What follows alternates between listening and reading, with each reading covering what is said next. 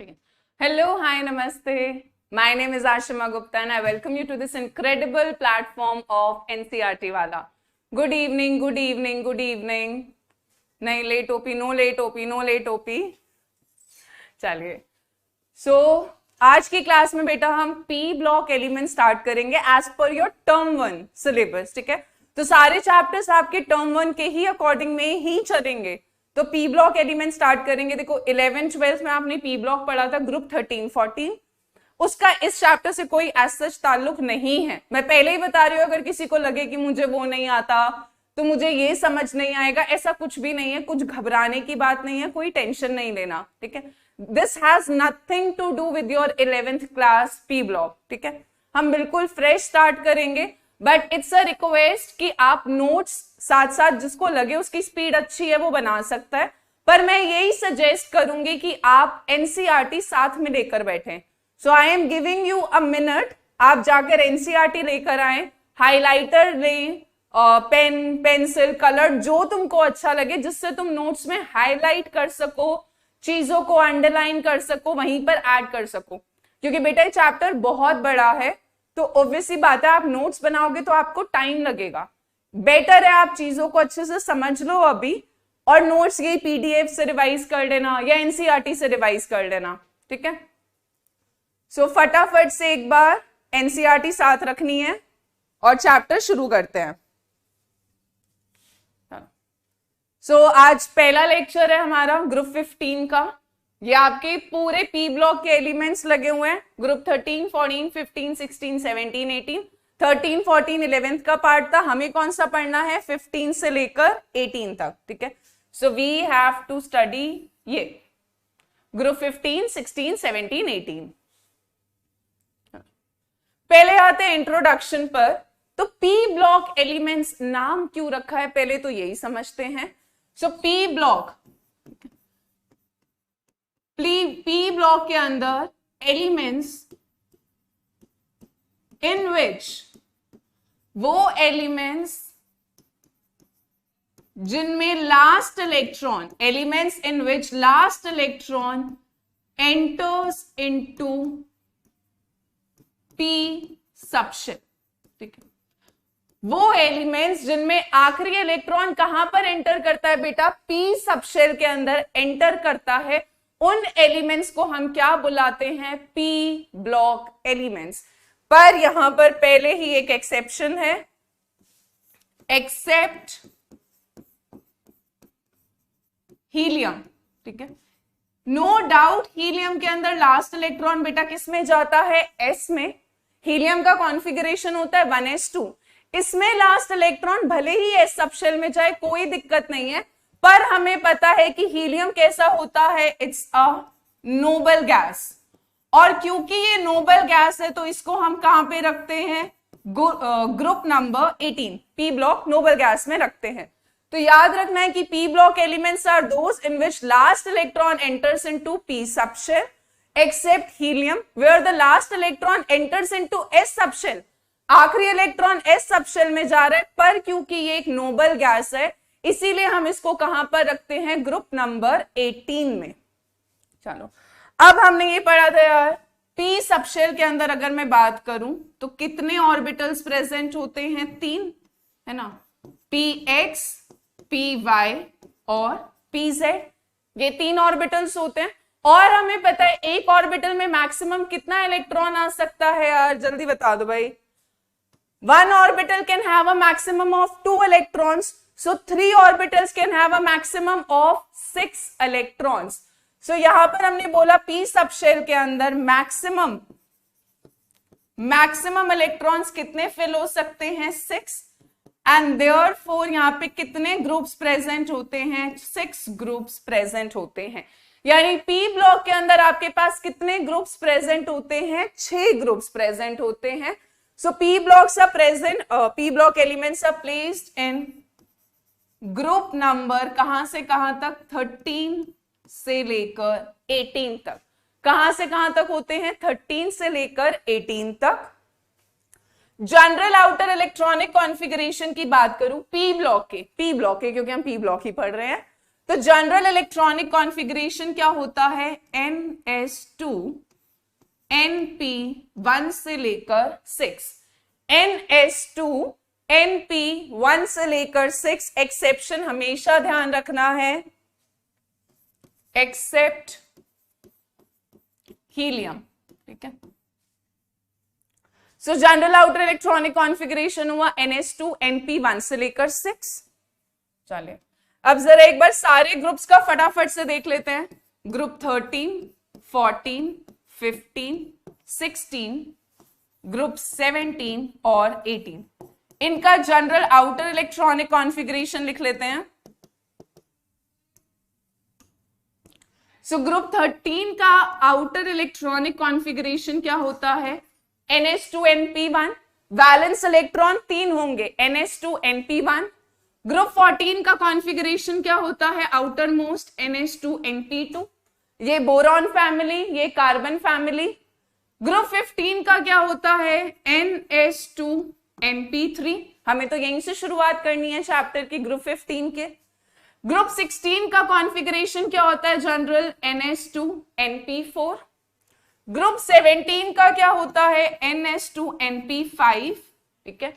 और ग्रुप 18 का क्या होता है, NS2 NP6, फिर से एक्सेप्ट हीलियम।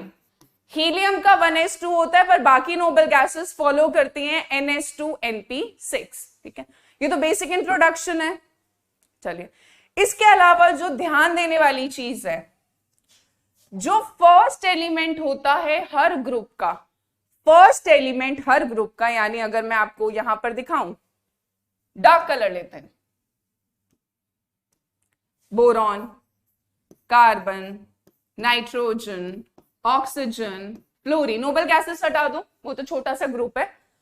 सो आप देखोगे ये जो हर ग्रुप का पहला एलिमेंट है, ये क्या करता है, अपने ग्रुप से प्रॉपर्टीज अलग दिखाता है। इस तरह के बिहेवियर को हम क्या बुलाते हैं, एनॉमलस बिहेवियर।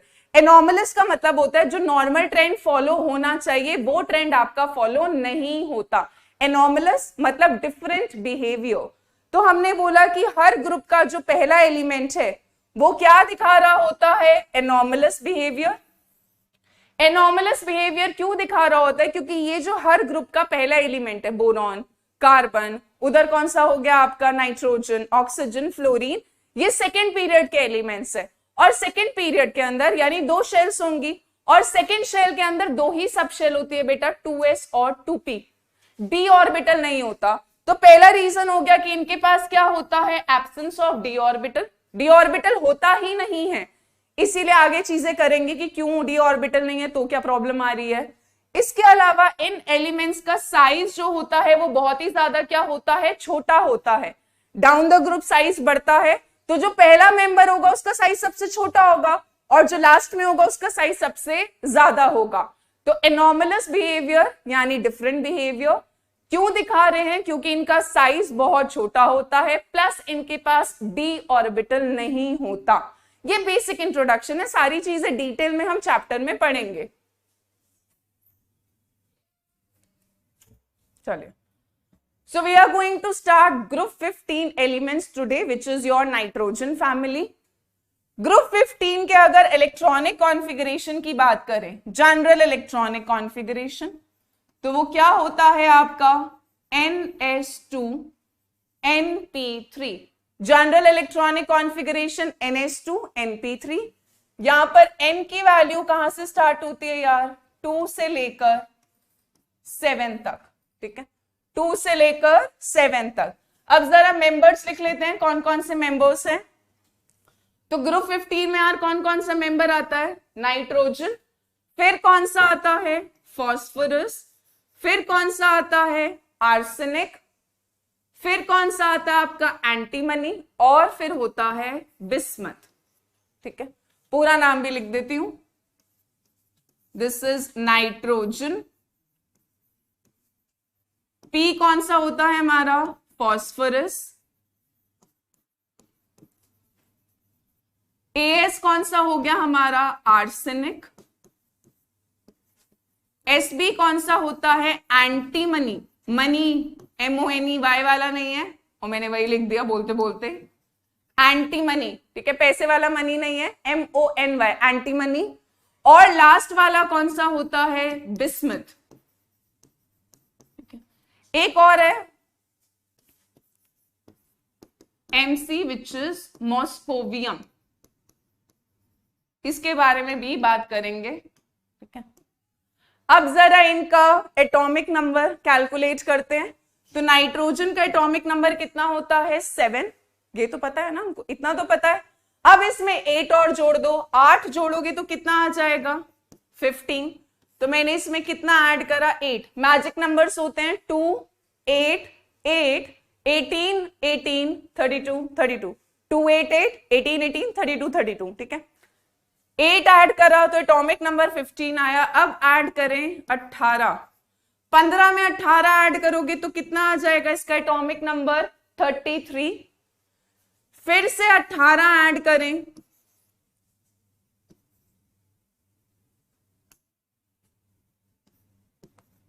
51। अब ऐड करें 32, 32 ऐड करोगे तो कितना आ जाएगा बिस्मथ का? 83। और फिर से 32 ऐड करोगे तो कितना आ जाएगा? 115, ठीक है। तो ये तो हमने एटॉमिक नंबर्स इनके कैलकुलेट करें। अब पहले तो मैं इसकी बात कर लेती हूं। ये अभी आपका न्यूली डिस्कवर्ड है, this is radio active, plus ये सिंथेटिक एलिमेंट है यानी मैनमेड एलिमेंट है, न्यूली डिस्कवर्ड है। तो मॉस्कोवियम की केमिस्ट्री अभी उतनी स्टडी नहीं हुई है क्योंकि न्यूली डिस्कवर्ड है, तो हम मॉस्कोवियम के बारे में नहीं पढ़ेंगे, हम सिर्फ नाइट्रोजन से लेकर कहां तक पढ़ेंगे? बिस्मथ तक। चलो अब जरा बात करते हैं यार इनके नेचर के ऊपर। पहले एंटीमनी, अच्छा फटाफट से मुझे बता यार, एंटीमनी में तो कहीं भी S नहीं आ रहा, कहीं भी B नहीं आ रहा, इसका सिंबल SB आ कहां से रहा है? जल्दी जवाब दे, एंटीमनी का ये सिंबल SB कहां से आ रहा है? कहां से सिंबल आया? बहुत ही आसान सा सवाल पूछा है मैंने। एंटीमनी का सिंबल SB उसके नाम से तो नहीं है, तो ये कहां से आया है? एक ने जवाब दिया है, तेजस्वी ने, लैटिन नेम से। बहुत बढ़िया, ठीक है। लैटिन नेम क्या है इसका ये भी बता दे। क्षितिज ने नाम सही बताया है। एंटीमनी का बेटा लैटिन नेम क्या होता है? स्टीबियम। लैटिन नेम क्या होता है इसका? स्टीबियम। वहां से सिंबल इसका आ रहा है SB, ठीक है। तो जो इसका नाम है स्टीबियम, ये लैटिन नेम है और वहां से सिंबल आया है SB, not from its actual name. इसके अलावा मॉस्कोवियम मैंने बता दिया रेडियो एक्टिव है, इसका टी हाफ यानी जो हाफ लाइफ होती है वो बहुत ही ज्यादा शॉर्ट है, इसीलिए इसकी अभी केमिस्ट्री इतनी स्टडी नहीं करी गई है। अब जरा बात करते हैं नेचर की। नाइट्रोजन आपका कैसा होता है यार? Non metal. फॉस्फोरस भी आपका कैसा होता है? नॉन मेटल, ठीक है जी। आर्सेनिक आपका क्या होता है? मेटलॉइड। मेटलॉइड क्या होते हैं यार? मेटलॉइड वो elements which show properties of both metals and non metals, intermediate properties between metals and non metals, ठीक है, दोनों की। सो एंटीमनी भी किसमें क्लासिफाई होता है? मेटलॉइड। बिस्मथ आपका क्या होता है? टिपिकल मेटल, क्योंकि डाउन द ग्रुप जब हम जाते हैं, किसी भी ग्रुप में ऊपर से नीचे मूव करते हैं तो मेटालिक कैरेक्टर क्या करता है? बढ़ता है, और नॉन मेटालिक कम होता है, तो ऊपर वाले नॉन मेटल, फिर मेटलॉइड, और लास्ट में हमें क्या मिल रहा है? मेटल। मॉस्कोवियम की भी बात करूं तो इसको क्लासिफाई तो इन लोगों ने मेटल में ही कर रखा है, बट अभी अगेन आई एम सेइंग इसकी प्रॉपर्टीज इतनी स्टडी ही नहीं करी गई है। जब इतनी प्रॉपर्टी स्टडी ही नहीं करी गई तो अभी हम इसके बारे में कुछ ज्यादा बात नहीं कर सकते, चर्चा नहीं करेंगे। चलो थोड़ा सा मुझे इस कॉन्फ़िगरेशन के बारे में बात करना है। जरा इस कॉन्फ़िगरेशन की खास बात बताएं मुझे। इस NH2NP3 में ऐसी क्या खास बात होती है? कुछ तो बात है इसमें, जल्दी से बता दो यार, क्या खास बात होती है इसके अंदर?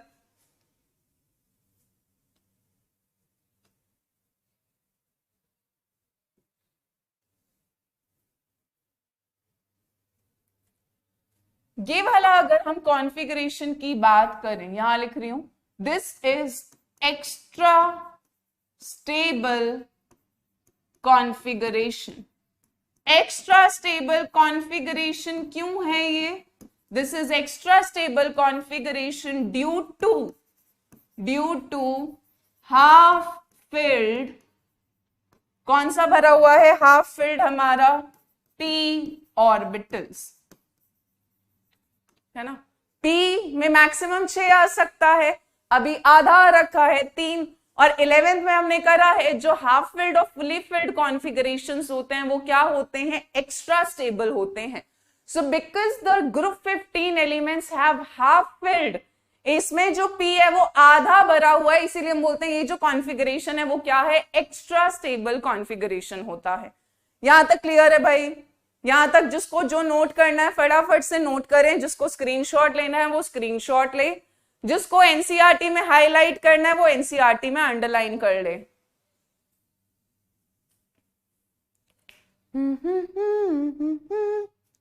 बोलो यार, यहां तक नोट हो गया?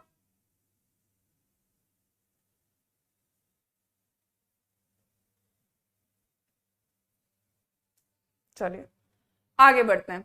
अकरेंस तो यार एनसीईआरटी में हाईलाइट कर लो, सवाल नहीं आता एज सच कुछ, बट ठीक है, थियोरेटिकल पोर्शन है, सो सिर्फ एनसीईआरटी में हाईलाइट कर ले, अंडरलाइन कर ले। पहली अकरेंस कर रहे हैं हम नाइट्रोजन की, बचपन से पढ़ते आ रहे हैं, एटमॉस्फेयर में नाइट्रोजन कितना प्रेजेंट होता है? 78%, oxygen near about 21%।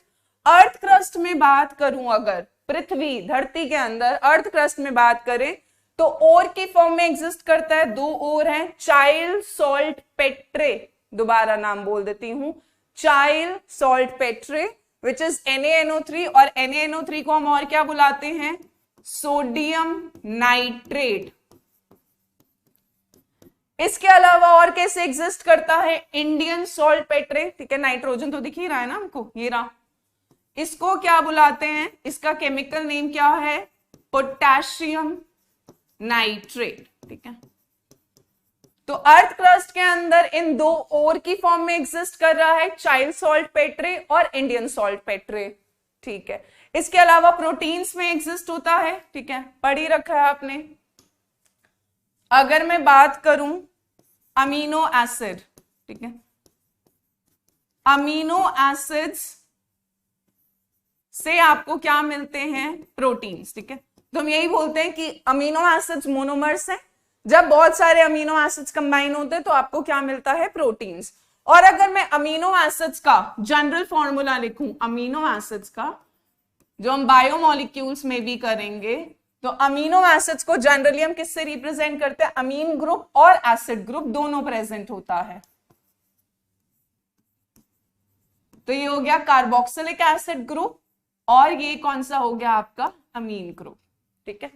So this is the representation of amino acids. Nitrogen तुमको दिख ही गया है, तो प्रोटीन्स के अंदर भी आपका क्या होता है? नाइट्रोजन प्रेजेंट होता है। चलो सेकेंड अकरेंस कर रहे हैं हम फॉस्फोरस की। तो फॉस्फोरस एग्जिस्ट करता है in the minerals of appetite family, ठीक है, मिनरल्स ऑफ एपेटाइट फैमिली, जो आपके फॉस्फेट रॉक्स होते हैं उनका मेन कंपोनेंट होता है apatite family.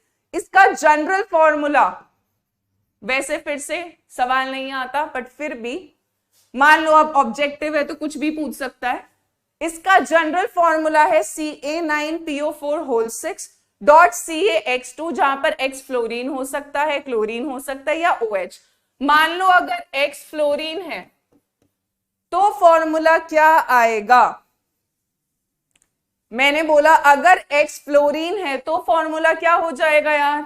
Ca9PO4 whole 6 dot CaF2, यही फॉर्मूला आएगा, है ना। और इसको क्या बुलाते हैं? फ्लोरोअपेटाइट, क्या बुलाते हैं इसको? फ्लोरोएपेटाइट। ठीक है, तो ये आपके किसके कंपोनेंट्स है? फॉस्फेट रॉक्स के। तो फॉस्फोरस आपको फॉस्फेट रॉक्स में मिलता है, जो किसकी फैमिली है? एपेटाइट फैमिली की।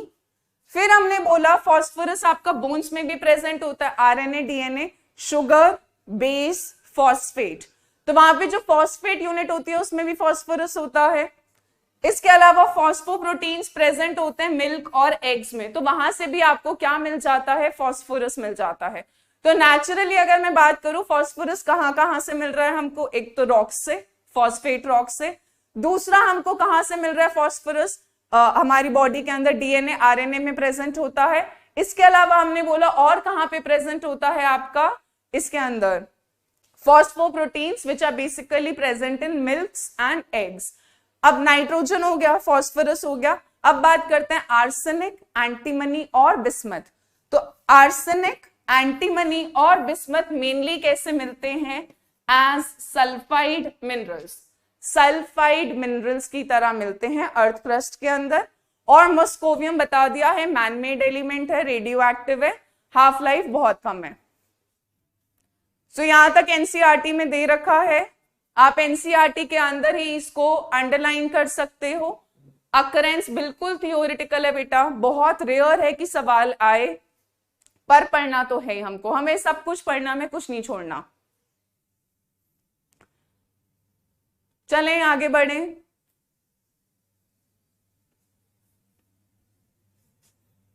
चलें अब आते हैं फिजिकल प्रॉपर्टीज पे। तो अगर मैं आपको पूरे चैप्टर का सीक्वेंस बताऊं तो यही चलेगा। ग्रुप 15 में जो सीक्वेंस फॉलो करेंगे same group 16, same group 17, whole होल सीक्वेंस सब कुछ सेम है बिल्कुल। ठीक है, अब बात करते हैं ग्रुप 15 की फिजिकल प्रॉपर्टीज पर। ये तो हमने पढ़ ही लिया, nitrogen, phosphorus, arsenic, antimony, bismuth है। मॉस्कोवियम हमें नहीं पढ़ना। अब बात करते हैं यार प्रॉपर्टीज की। तो पहली प्रॉपर्टी की बात करते हैं साइज। फटाफट से बताएं मुझे, जब हम डाउन द ग्रुप जाते हैं बेटा तो क्या होता है? साइज इंक्रीज होता है। साइज इंक्रीजेस, क्यों इंक्रीज होता है? Due to increase in number of shells. ठीक है, साइज आपका क्या करता है? डाउन द ग्रुप इंक्रीज करता है। क्यों इंक्रीज करता है? क्योंकि हर एलिमेंट के साथ शेल जो होती है वो इंक्रीज होती जाती है। अगर मैं बात करूं यहां पे मैं पीरियड भी लिखूं तो आपका नाइट्रोजन सेकंड पीरियड में आता है, पी इज पीरियड नंबर। ये किस में आता है? थर्ड पीरियड में। आर्सेनिक फोर्थ में, ये फिफ्थ पीरियड में, और ये किस में आता है? Sixth period. यानी नाइट्रोजन पर 2 शेल्स हैं, फॉस्फोरस पे 3 शेल है, इस पे 4 शेल है, इस पे 5 शेल है, इस पे 6 शेल है। जैसे जैसे शेल बढ़ेगी न्यूक्लियस से इलेक्ट्रॉन दूर होगा, डिस्टेंस बढ़ता जाएगा। तो डाउन द ग्रुप साइज क्या करता जाता है? इंक्रीज करता जाता है। चलिए ठीक है जी, मान लिया हमने साइज इंक्रीज करता है। अब आते हैं सेकेंड प्रॉपर्टी पर, आयनाइजेशन एनर्जी। आयनाइजेशन एनर्जी वो एनर्जी होती है जो रिक्वायर्ड होती है to remove the electron from an isolated gaseous atom. हमने कहा कि अगर एक अकेला एटम है, अकेला मतलब बॉन्डेड नहीं होना चाहिए, और गैसियस एटम है, गैसियस एटम है, तो उस एटम में से इलेक्ट्रॉन को बाहर निकालने के लिए जो एनर्जी चाहिए होती है उस एनर्जी को हम क्या बुलाते हैं? Ionisation energy. ठीक है, अब देखो यार डाउन द ग्रुप जैसे जैसे जा रहे हो साइज बढ़ रहा है, साइज बढ़ रहा है तो न्यूक्लियस से इलेक्ट्रॉन दूर जा रहा है, दूर जा रहा है, फोर्स ऑफ अट्रैक्शन कम हो रही है, कम हो रही है। अब मुझे बताओ भाई, इलेक्ट्रॉन अगर दूर जा रहा है, फोर्स ऑफ अट्रैक्शन कम हो रही है, तो उसको निकालने के लिए एनर्जी कम देनी पड़ेगी, ऑब्वियस सी बात है। इलेक्ट्रॉन अगर पास है न्यूक्लियस से तो तुम्हें ज्यादा एनर्जी देनी पड़ेगी ताकि इलेक्ट्रॉन बाहर निकल जाए। नॉर्मल एग्जाम्पल लेते हैं, 2 दोस्त है, बहुत अच्छी दोस्ती है, कोई तीसरा बंदा आएगा तो उसको बहुत तिगड़म लगाना पड़ेगा उनकी दोस्ती तोड़ने के लिए।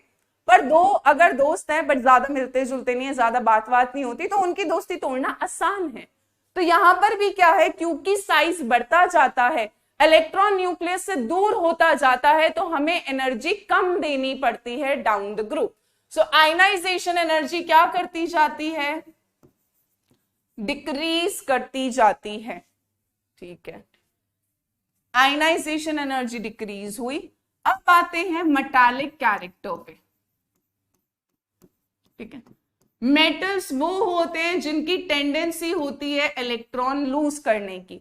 अब क्योंकि डाउन द ग्रुप साइज बढ़ रहा है, इलेक्ट्रॉन दूर जा रहा है, तो इलेक्ट्रॉन आसानी से निकल सकता है।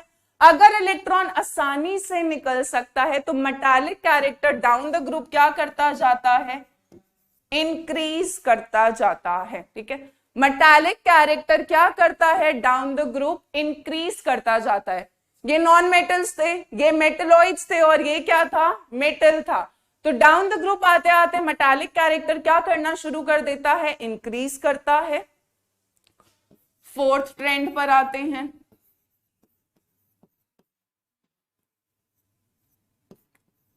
इलेक्ट्रोनेगेटिविटी।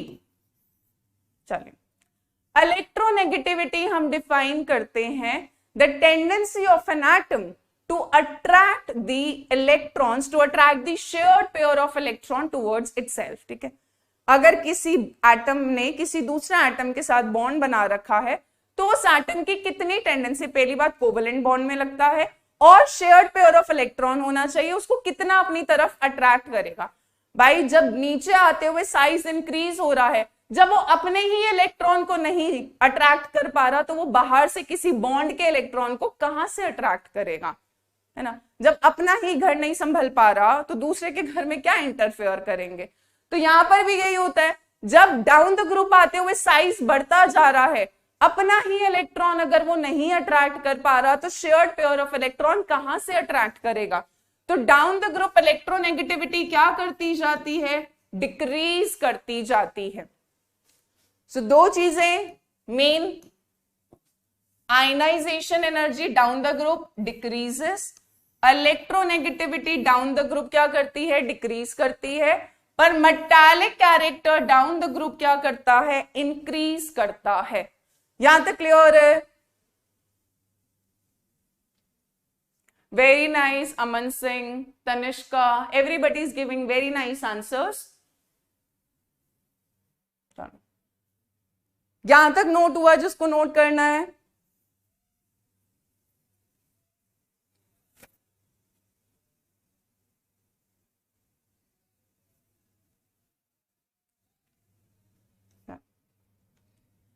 नेक्स्ट आ रहे हैं फिजिकल प्रॉपर्टीज का ही कॉन्टिन्यूएशन है। नाइट्रोजन कैसी गैस होता है, डाई एटॉमिक। नाइट्रोजन कैसे एग्जिस्ट करता है, N2, और वो भी कैसा, गैस की फॉर्म में। डाई मतलब दो, एटॉमिक मतलब एटम्स, दो एटम्स की फॉर्म में, N2 की फॉर्म में एग्जिस्ट करता है। पर बाकी सारे कैसे एग्जिस्ट करते हैं, एक तो सॉलिड होते हैं और क्या होते हैं, पॉलीएटॉमिक होते हैं। पॉलीएटॉमिक समझ आता है, एटॉमिसिटी मोर देन 2, ठीक है, atomicity more than 2।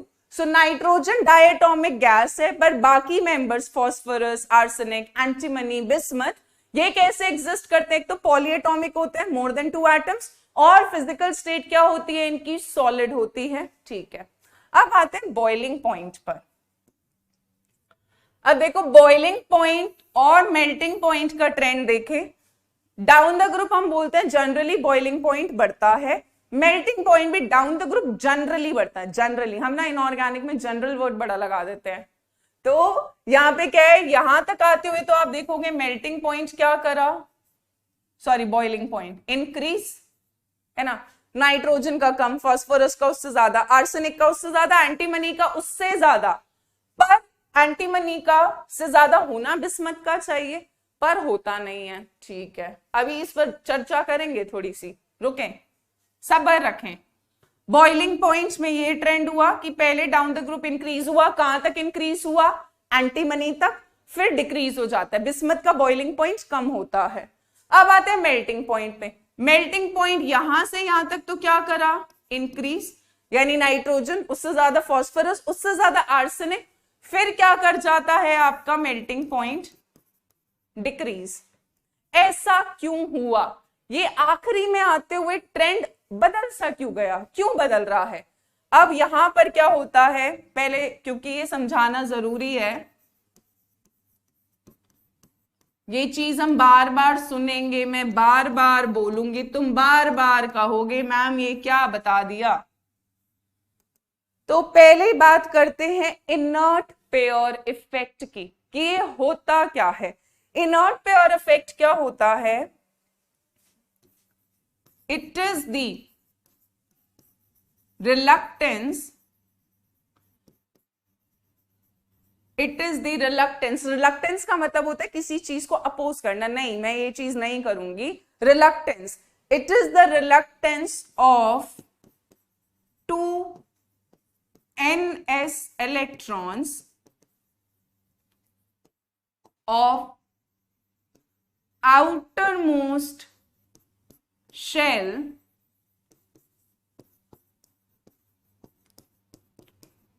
to participate in bonding। ठीक है, डेफिनेशन इसकी नोट कर ले। जो एनसीईआरटी में ही चीजों को हाईलाइट कर रहे हैं वो वहीं पर एनसीईआरटी में इसकी डेफिनेशन लिख लें। It is the reluctance of the 2 ns electrons of outermost shell to participate in bonding। और ये जो इनर्ट पेयर इफेक्ट दिखता है ये हमको किस में ऑब्जर्व होता है? It is observed in heavier members. Heavier member का मतलब नीचे के एलिमेंट्स जो हेवी होते हैं, हेवियर मेंबर्स। ठीक है, इनर्ट पेयर इफेक्ट में क्या होता है? अब देखो यार, अगर मैं ग्रुप 15 की बात करूं तो ग्रुप 15 का हमने जनरल इलेक्ट्रॉनिक कॉन्फ़िगरेशन क्या बोला? ns2 np3। यानी ग्रुप 15 के पास बैलेंस इलेक्ट्रॉन्स कितने हैं? 5। ग्रुप 15 पे 5 बैलेंस इलेक्ट्रॉन्स, यानी ये 500 इलेक्ट्रॉन्स को क्या करना चाहिए? बॉन्डिंग में पार्टिसिपेट करना चाहिए। पर होता क्या है, जैसे जैसे हम नीचे जाते जाते हैं हेवियर मेंबर्स में, जो इनके आउटर मोस्ट शेल के s इलेक्ट्रॉन्स होते हैं, s में कितने इलेक्ट्रॉन है? 2। तो ये जो आउटर मोस्ट शेल के s इलेक्ट्रॉन होते हैं ये बॉन्डिंग में पार्टिसिपेट करने से मना कर देते हैं, कर नहीं पाते, रिलक्टेंट होते हैं, they do not participate in bonding.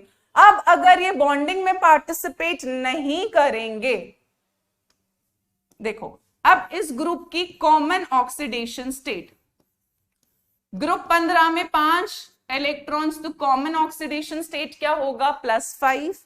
But जैसे जैसे आप नीचे जाते जाओगे, नीचे ग्रुप में नीचे जाना है, तो जैसे जैसे आप डाउन द ग्रुप जाते जाओगे क्या होगा? s के इलेक्ट्रॉन्स रिलक्टेंट हो जाएंगे पार्टिसिपेट करने में। तो सिर्फ किसके इलेक्ट्रॉन्स पार्टिसिपेट कर रहे होंगे? यहाँ पर p के 3 इलेक्ट्रॉन्स, यानी कि यहां पर कौन सी ऑक्सीडेशन स्टेट की स्टेबिलिटी बढ़ती जाएगी? 3 वाले की। कॉमन ऑक्सीडेशन स्टेट +5 है, पर क्योंकि नीचे आते हुए इनर्ट पेयर इफेक्ट लगता जाता है, जिसकी वजह से s के इलेक्ट्रॉन बॉन्डिंग में पार्टिसिपेट नहीं कर रहे होते। वो क्यों नहीं कर रहे होते? क्योंकि यहां पर हेवियर मेंबर में d और f के इलेक्ट्रॉन्स भर चुके होते हैं। d और f के इलेक्ट्रॉन्स कैसे होते हैं? They are poor screener. Poor screener मतलब न्यूक्लियस और बाहर वाले इलेक्ट्रॉन के बीच में अच्छी दीवार की तरह नहीं खड़े हो पाते, तो आपका जो s इलेक्ट्रॉन होता है वो न्यूक्लियस से टाइटली होल्ड हो जाता है। अब अगर वो आपका इलेक्ट्रॉन टाइटली अट्रैक्ट हो रहा होता है न्यूक्लियस से, तो वो बॉन्डिंग में पार्टिसिपेट नहीं कर पाता, रिलक्टेंट हो जाता है।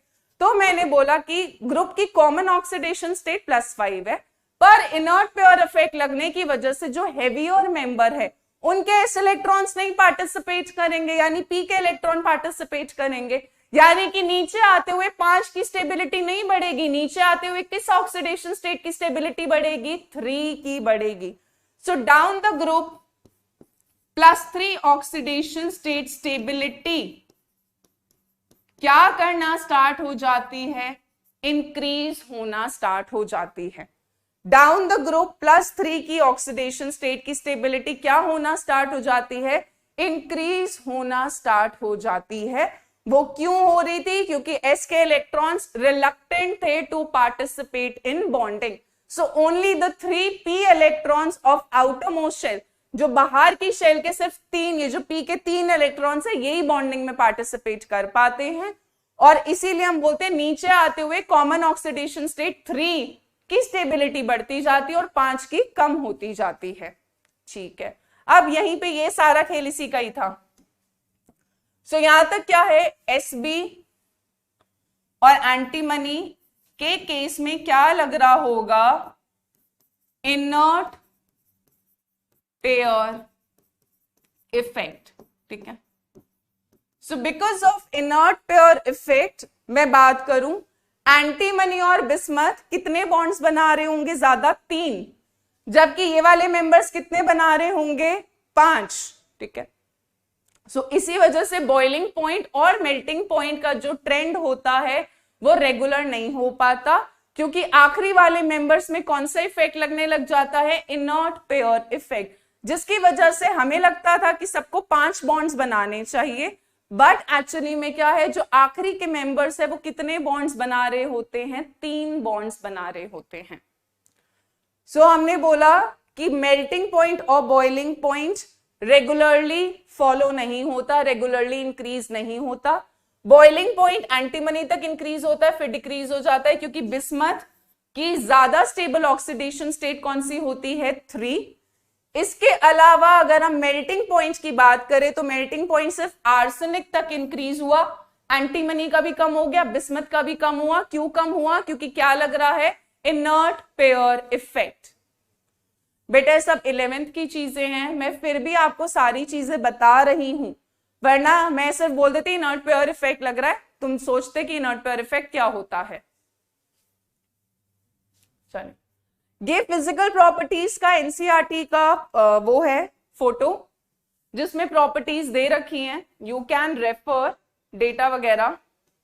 ठीक है, सो एटॉमिक नंबर दे रखा है, मास दे रखा है जो हमें नहीं करना, कॉन्फ़िगरेशन दे रखा है सबका आउटर मोस्ट। इसके अलावा अगर मैं बात करूं, आप चेक कर सकते हैं इलेक्ट्रोनेगेटिविटी, देखो डाउन द ग्रुप डिक्रीज हुई, बट हेवियर मेंबर्स में ऑलमोस्ट इलेक्ट्रोनेगेटिविटी कांस्टेंट हो जाती है। इसके अलावा साइज की बात कर रहे हैं, एक चीज और जो ध्यान रखनी है, आयनाइजेशन एनर्जी। ठीक है, आयनाइजेशन एनर्जी जो सक्सेसिव वाली होती है, सक्सेसिव आयनाइजेशन एनर्जी की बात करते हैं, अभी आएंगे सक्सेसिव वाले भी कि सक्सेसिव आयनाइजेशन एनर्जी क्या होता है। तो पहला इलेक्ट्रॉन निकालने में हमें कम एनर्जी चाहिए थी, दूसरा निकालने के लिए, थोड़ा डार्क कलर से लिखती हूं, पिंक से लिख देते हैं, पहला इलेक्ट्रॉन निकालने के लिए एनर्जी कम, सेकेंड इलेक्ट्रॉन निकालने के लिए एनर्जी और ज्यादा, और थर्ड इलेक्ट्रॉन निकालने के लिए एनर्जी और ज्यादा चाहिए होगी। क्यों चाहिए होगी, क्योंकि जैसे जैसे इलेक्ट्रॉन कम होता जाएगा, न्यूक्लियस से इलेक्ट्रॉन बचा हुआ और टाइटली अट्रैक्ट होगा, निकालने में और प्रॉब्लम आएगी, और प्रॉब्लम आएगी। सो सक्सेसिव आयनाइजेशन एनर्जी इंक्रीज करती है हर मेंबर में, हर मेंबर का कंपेयर करना है। ठीक है, but down the group ionisation energy क्या कर रही थी, डिक्रीज कर रही थी, वो आप देख सकते हैं फर्स्ट वाली। चलिए, अब आते हैं एनॉमलस प्रॉपर्टीज ऑफ नाइट्रोजन की, नाइट्रोजन क्यों प्रॉपर्टी अलग दिखाता है बाकियों से। तो अगर मैं नाइट्रोजन की बात करूं तो इसका कॉन्फ़िगरेशन क्या होता है, 1s2 2s2 2p3, यही होता है। ऑर्बिटल भी बना देती हूं, 1s2 2s2 और 2p3।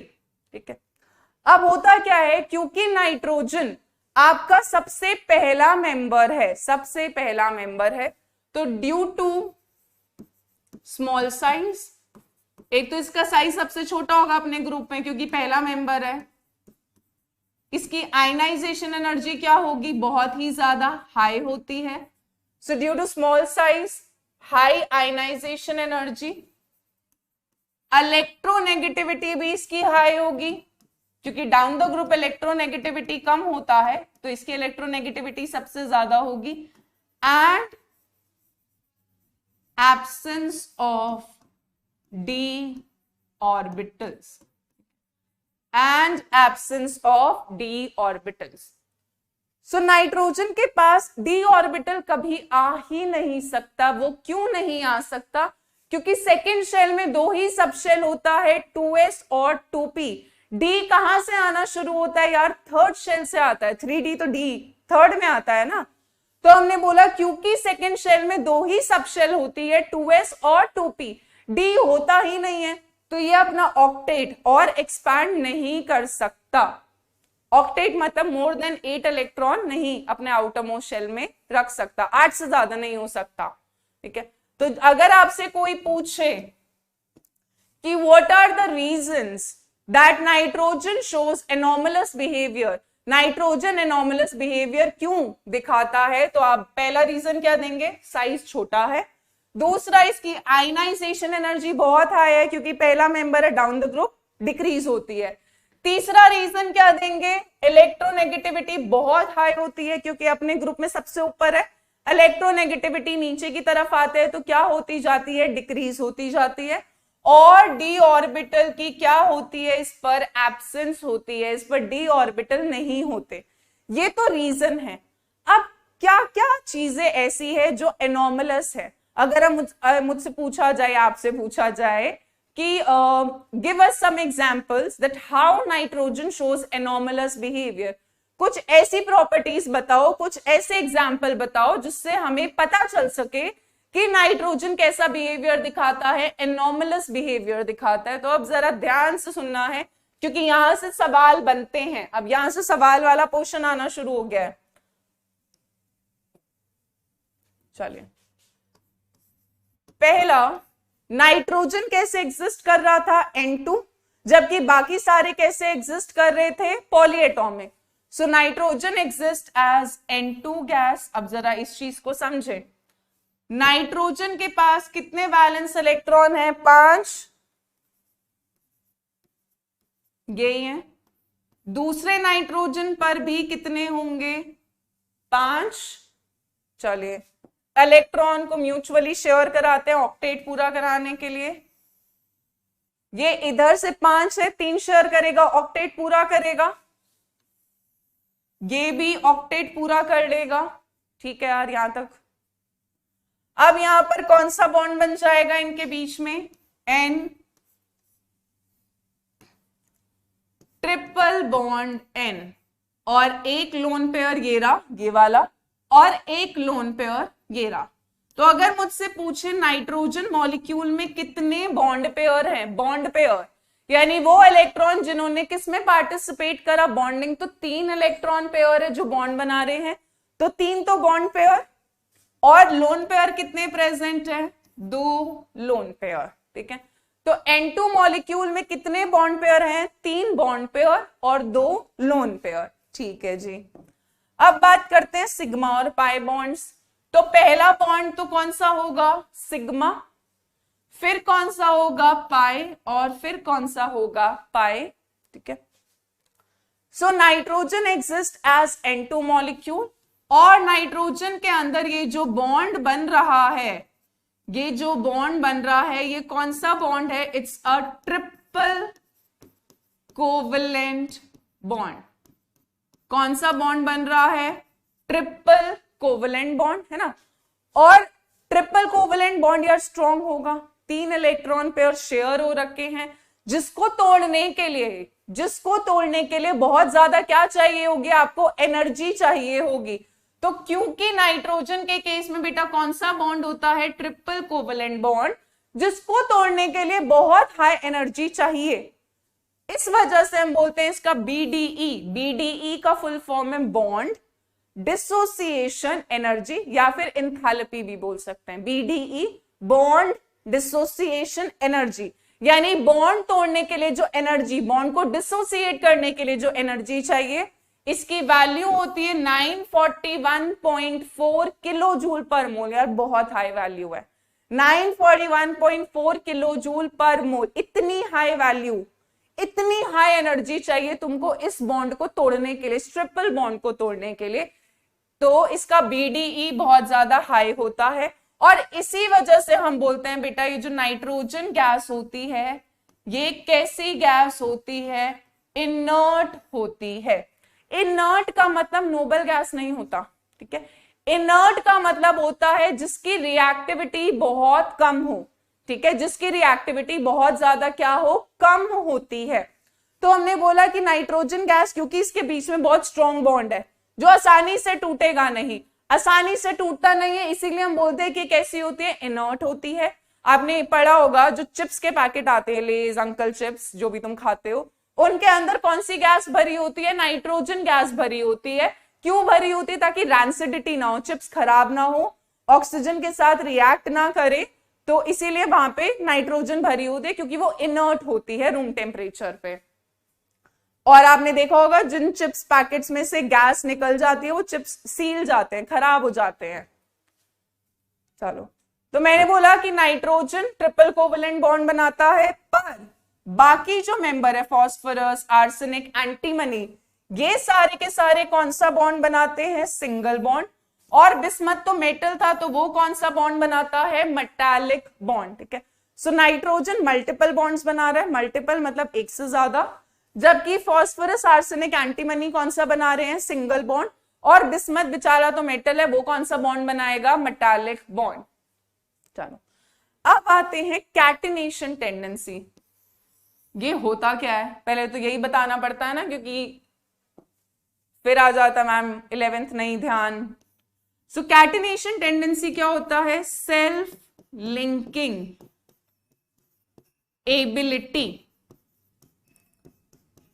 कौन सी एबिलिटी, सेल्फ लिंकिंग एबिलिटी, खुद से जुड़ने की एबिलिटी, खुद से जुड़ने की जो टेंडेंसी होती है, इसको हम क्या बुलाते हैं बेटा, कैटिनेशन। सेल्फ लिंकिंग एबिलिटी, जैसे आपने पढ़ा है कार्बन के अंदर कैटिनेशन बहुत हाई होता है, खुद से जुड़ जुड़ के इतनी लंबी लंबी चेन बना लेता है ना, C17H35 COOH, या फिर कुछ और देख लो, मतलब 17 17 18 18 20 20 कार्बन जुड़ जाती हैं।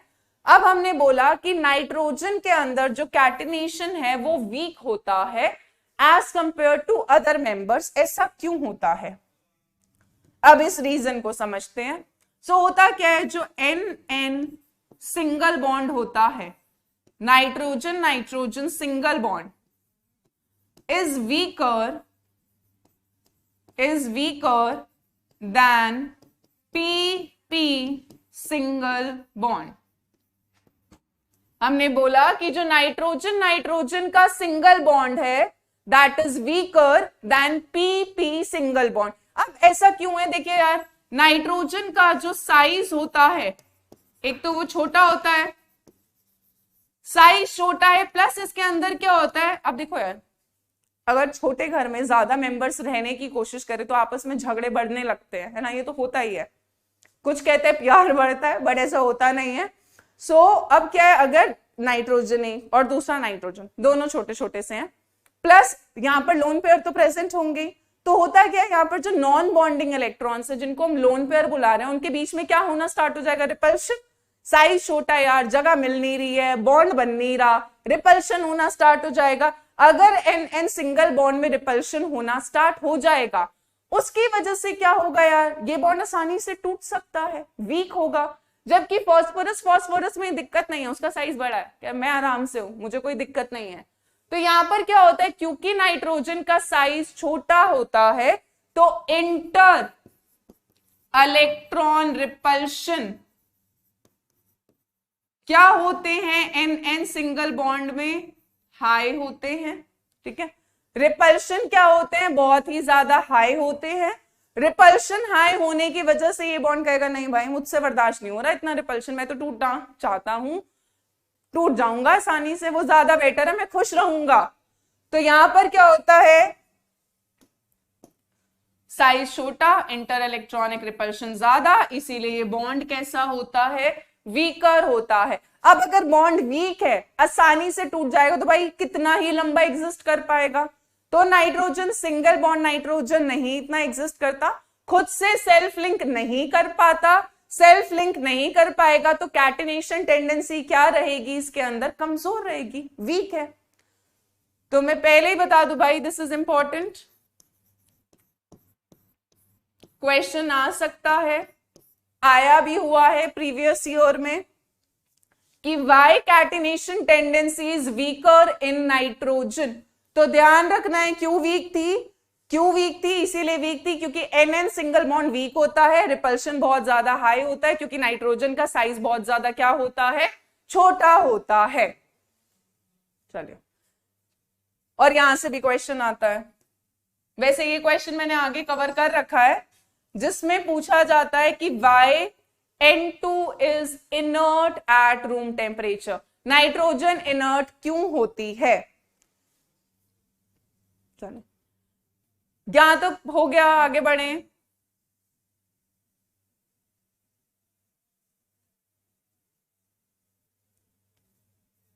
ओ लोन पे रिपल्शन वालों, ये कर्जे वाला लोन नहीं है, ये LON नहीं होता। कौन सा होता है, ये वाला होता है, LONE वाला।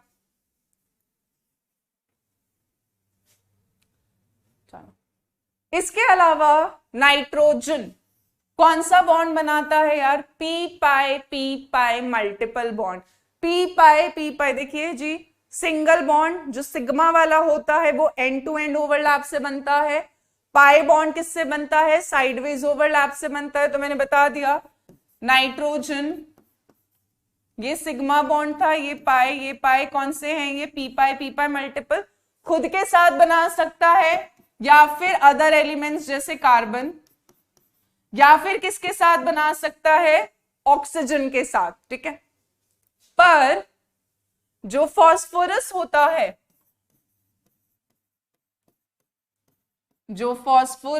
है, वो पी पाई बॉन्ड्स नहीं बनाता। ठीक है, फास्फोरस पी पाई मल्टीपल बॉन्ड नहीं बनाता। क्यों नहीं बना पाता, क्योंकि फास्फोरस में पी का साइज बड़ा होगा, है ना। यहां पर ऑर्बिटल 3p वाला होगा, 1s2 2s2 2p6 3s2 3p3।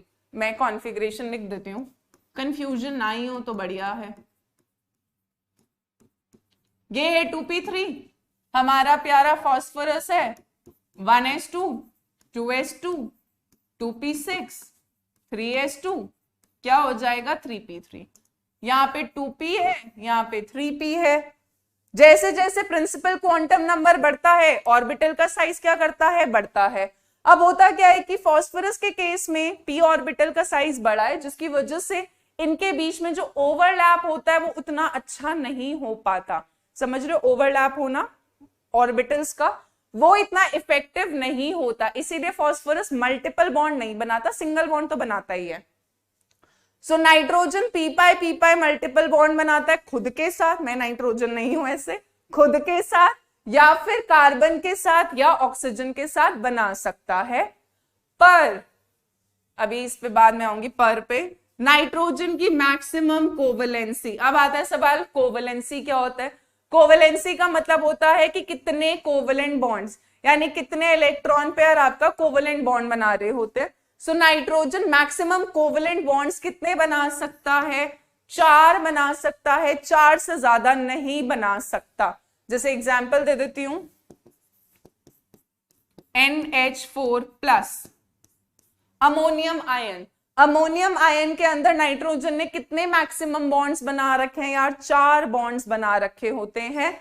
So nitrogen की मैक्सिमम कोवेलेंसी 4 होती है, 4 से ज्यादा कोवेलेंट बॉन्ड नहीं बना सकता। क्यों नहीं बना सकता, क्योंकि उसके पास d ऑर्बिटल ही नहीं होते।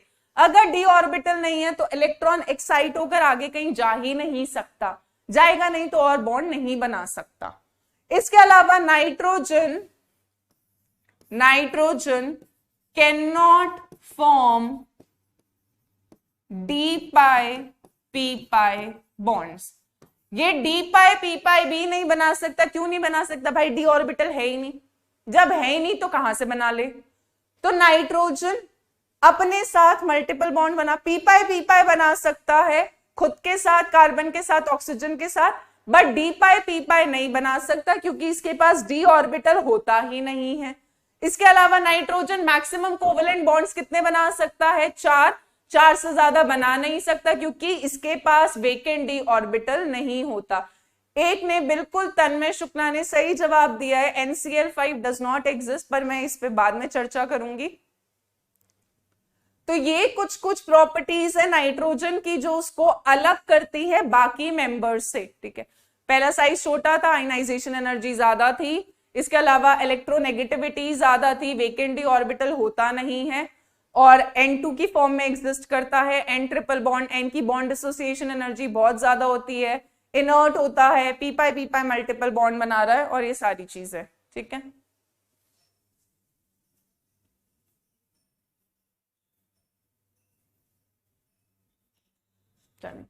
सवालों पर आते हैं। पहला सवाल है explain why bismuth does not form P pi bonds. अभी मैंने फास्फोरस की कहानी समझाई है, बिस्मथ तो और गरीब है यार, बिस्मथ के साथ तो मतलब मैं क्या ही बोलूं, ये तो कहीं यहां पर आ रहा है।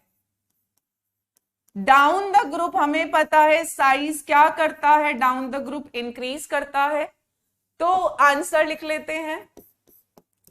बिस्मथ का साइज जो है, बिस्मथ का साइज इज लार्ज, ठीक है जी। बिस्मथ का साइज ज्यादा है तो ऑब्वियस सी बात है the P orbitals are large and diffused due to which, size में ऑर्बिटल्स बहुत बड़े होते हैं जिसकी वजह से, और डिफ्यूज्ड होते हैं, प्रॉपर शेप नहीं होती है, जिसकी वजह से effective overlap, due to which effective overlap is not possible. अब अगर ओवरलैप इफेक्टिव नहीं है, अच्छा नहीं है, तो ऑब्वियसली बात है पी पाई बॉन्ड नहीं बना पाएगा।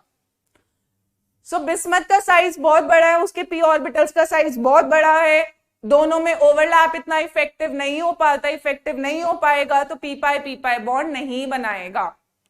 चलिए नेक्स्ट क्वेश्चन में दिया है कि R3P डबल बॉन्ड CH2 तो एग्जिस्ट करता है पर R3N डबल बॉन्ड CH2 नहीं करता है। यहां पर R कोई एल्काइल ग्रुप है, जैसे कि मिथाइल हो सकता है, एथाइल हो सकता है, कुछ भी हो सकता है। अब यहां पर जरा देखें, फॉस्फोरस को आप देखेंगे, अब मैं थोड़ा एक्सपैंड कर देती हूं इस तरह से, 1 2 3 डबल बॉन्ड CH2, तो आप देखोगे फॉस्फोरस ने कितने बॉन्ड बना रखे, 1 2 3 4 5, कितने बॉन्ड्स बना रखे हैं, 5 बॉन्ड्स, ठीक है भाई, ये तो बना सकता है, इसको कोई दिक्कत थोड़ा ना थी। नाइट्रोजन, क्या नाइट्रोजन 5 बॉन्ड्स बना सकता है? क्या नाइट्रोजन 5 बॉन्ड बना सकता है? नहीं बना सकता। क्यों नहीं बना सकता? Nitrogen can not form 5 bonds due to absence of vacant D orbitals. इसके पास खाली डी ऑर्बिटल होता ही नहीं, तो 5 बॉन्ड नहीं बना सकता। नाइट्रोजन की अगर मैं बात करूं, नाइट्रोजन मैक्सिमम कोवलेंसी कितनी दिखा सकता था? कितने की कोवलेंसी दिखा सकता है? मैक्सिमम 4 की दिखा सकता है। तो R3P डबल बॉन्ड CH2 तो एग्जिस्ट करता है पर R3N double bond CH2 exist नहीं कर सकता। बहुत सही, बहुतों ने सही जवाब दिया है कि नाइट्रोजन पेंटावेलेंट नहीं हो सकता, एब्सेंस ऑफ डी ऑर्बिटल है, डी ऑर्बिटल नहीं है तो 5 बॉन्ड नहीं बना पाएगा। आगे बढ़ते हैं। नेक्स्ट क्वेश्चन है, nitrogen is relatively inert as compare to phosphorus. अब अगर मैं नाइट्रोजन की बात करूं तो वो कैसे एग्जिस्ट कर रहा था? एज N2 गैस, और N2 गैस में इसमें कैसा बॉन्ड प्रेजेंट था? Triple covalent bond, triple CB समझ जाना, कोवलेंट बॉन्ड। और इस ट्रिपल कोवलेंट बॉन्ड की जो बॉन्ड एसोसिएशन एनर्जी थी वो बहुत ही ज्यादा क्या थी? हाई थी। यानी बॉन्ड को तोड़ने के लिए बहुत एनर्जी चाहिए। अगर बहुत एनर्जी चाहिए तो वो कहेगा मैं नहीं टूट रहा, मैं नहीं टूट रहा, मैं तो ऐसे ही ठीक हूं। तो नाइट्रोजन कैसा होता है, इनर्ट होता है, पर फॉस्फोरस आपका कैसे एग्जिस्ट करता है, एज P4 सॉलिड, ठीक है। So nitrogen exist as N2 molecule, high bond dissociation energy की वजह से ये रिलेटिवली इनर्ट होता है, बट फॉस्फोरस आपका P4 इस तरह से एग्जिस्ट करता है, टेट्राहेड्रल मॉलिक्यूल होता है, टेट्राहेड्रल, टेट्रा एटॉमिक होता है P4, और यहाँ पे फॉस्फोरस में कैसा बॉन्ड है, सिंगल बॉन्ड है। तो ये तो रिएक्टिव होता है पर ये रिएक्टिव नहीं होता।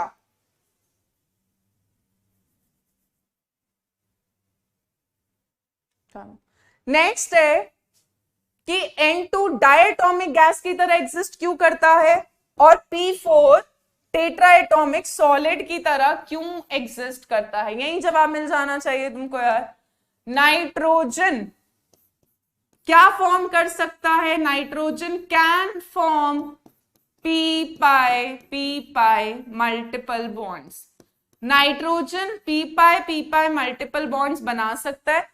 क्यों बना सकता था, क्योंकि नाइट्रोजन का साइज छोटा होता है, साइज छोटा है तो पी ऑर्बिटल साइज छोटा है, तो आपस में ओवरलैप करेंगे और मल्टीपल बॉन्ड बनाकर किस में बन जाएगा, N2 में। पर phosphorus can not form P pi multiple bonds. Phosphorus नहीं बना सकता था। क्यों नहीं बना सकता था, क्योंकि इसका साइज जो होता है वो क्या होता है, बड़ा होता है। इसका अगर साइज बड़ा है तो ऑर्बिटल का ओवरलैप इतना अच्छा नहीं होगा, तो मल्टीपल बॉन्ड नहीं बन पाएगा। और ये कैसा बॉन्ड बना लेता है, ये सिंगल बॉन्ड बनाकर इस तरह से एग्जिस्ट करता है, ठीक है। So nitrogen can form p pi multiple bond with itself, but phosphorus cannot form p pi bond with itself क्योंकि साइज बड़ा होता है, ऑर्बिटल ओवरलैप इतना अच्छा नहीं होता। इसीलिए फॉस्फोरस 4 बॉन्ड बनाकर सिंगल कैसे एग्जिस्ट कर रहा होता है, टेट्रा एटॉमिक सॉलिड, जबकि नाइट्रोजन कैसे एग्जिस्ट करता है, die atomic gas.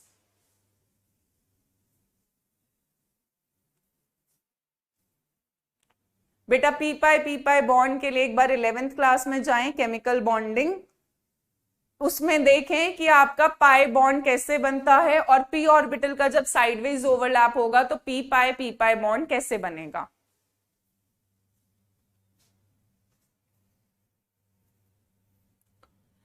Next start कर रहे हैं केमिकल प्रॉपर्टीज एंड ट्रेंड्स। तो अभी तक हमने फिजिकल प्रॉपर्टीज करी, हमने नाइट्रोजन का एनोमलस बिहेवियर करा, उस पर हमने सवाल करे। अब आते हैं केमिकल प्रॉपर्टीज पर। तो ग्रुप 15 की अगर मैं बात करूं, ग्रुप 15, तो हमने बोला कि इसका इलेक्ट्रॉनिक कॉन्फ़िगरेशन क्या था, outer most NS2NP3। Valence electron कितने हैं इस पर, 5, ठीक है। अब पहले मेंबर्स लिख लेते हैं, नाइट्रोजन, फॉस्फोरस, आर्सेनिक, एंटीमनी और बिस्मथ, ठीक है। तो कॉमन ऑक्सीडेशन स्टेट ये क्या क्या दिखाता है, एक तो -3 कैसे, बैलेंस इलेक्ट्रॉन 5 है, ऑक्टेट पूरा करने के लिए कितने गेन करेगा, 3 गेन करेगा तो -3। इसके अलावा और क्या दिखा सकता है, +5 और क्या दिखा सकता है, +3 किसके वजह से आ रही थी, due to inert pair effect, जब s के इलेक्ट्रॉन्स बॉन्डिंग में पार्टिसिपेट नहीं कर रहे थे हेवियर मेंबर्स में, ठीक है। सो कॉमन ऑक्सीडेशन स्टेट क्या क्या है इस ग्रुप की, -3, +5 एंड +3, ठीक है। अब आते हैं जरा ट्रेंड के बारे में। जैसे जैसे आप ऊपर से नीचे ग्रुप में मूव करते जाओगे, अब देखो साइज इंक्रीज होता जा रहा है। डाउन द ग्रुप क्या हो रहा था, मेटालिक कैरेक्टर इंक्रीज होता है ना। इलेक्ट्रॉन लूज करना आसान है बट इलेक्ट्रॉन गेन करना मुश्किल है, यानी tendency to show -3 oxidation state क्या होता जाता है, डिक्रीज होता जाएगा, बिल्कुल होगा। 3 इलेक्ट्रॉन गेन करना मुश्किल होता जाएगा। इसके अलावा stability of +5 oxidation state down the group क्या होती जाती है, डिक्रीज होती जाती है। +5 की डिक्रीज होती है, पर +3 ऑक्सीडेशन स्टेट की टेंडेंसी क्या होती जाती है, इंक्रीज होती जाती है। क्यों इंक्रीज हो रही है, क्योंकि इनर्ट पेयर इफेक्ट लगता है। जो भी ग्रुप का कॉमन ऑक्सीडेशन स्टेट है +5, उसमें से 2 माइनस कर दो, उसकी स्टेबिलिटी डाउन द ग्रुप क्या होती जाएगी, इंक्रीज होती जाएगी, क्योंकि नीचे के मेंबर में s के 2 इलेक्ट्रॉन बॉन्डिंग में पार्टिसिपेट नहीं कर रहे होंगे। तो 5 में से अगर 2 इलेक्ट्रॉन बॉन्डिंग में पार्ट नहीं ले रहे तो कितने ले रहे होंगे, 3। तो हमने बोला common oxidation state -3 +5 +3, down the group आते हुए -3 की टेंडेंसी कम होती जाती है, +5 की स्टेबिलिटी भी कम होती जाती है, और +3 की क्या होती जाती है, इंक्रीज होती जाती है। नेगेटिव ऑक्सीडेशन स्टेट एक तो -3 किस में दिखा रहे हैं, Mg3N2। Mg3N2 कैसे बनता है, मैग्नीशियम 2+ और N3- क्रॉस करोगे तो आपका Mg3N2। तो यहां पर नाइट्रोजन कितना दिखा रहा है, -3 ऑक्सीडेशन स्टेट। इसके अलावा हाइड्राजीन में अगर हम निकालें, इसको ऐसे भी लिख सकते हैं N2H4। नाइट्रोजन पर ऑक्सीडेशन स्टेट निकालोगे तो X × 2 + 4 = 0, यानी 2x = -4, यानी x कितना आ जाएगा, -2। ठीक है,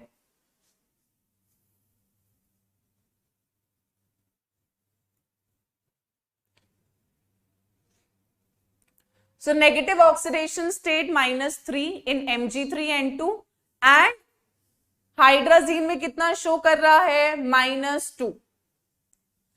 और ये सब कुछ मैं आपको बता चुकी हूं। -3 ऑक्सीडेशन स्टेट की tendency down the group decrease होती है, क्योंकि साइज बढ़ता जाता है, मेटालिक कैरेक्टर बढ़ता जाता है, तो इलेक्ट्रॉन लूज करना आसान है पर इलेक्ट्रॉन गेन करना मुश्किल। इसके अलावा +5 की स्टेबिलिटी डिक्रीज होती जाती है, पर +3 की इंक्रीज होती जाती है, क्योंकि जैसे जैसे हम डाउन द ग्रुप जाते हैं इनर्ट पेयर इफेक्ट लगना शुरू हो जाता है।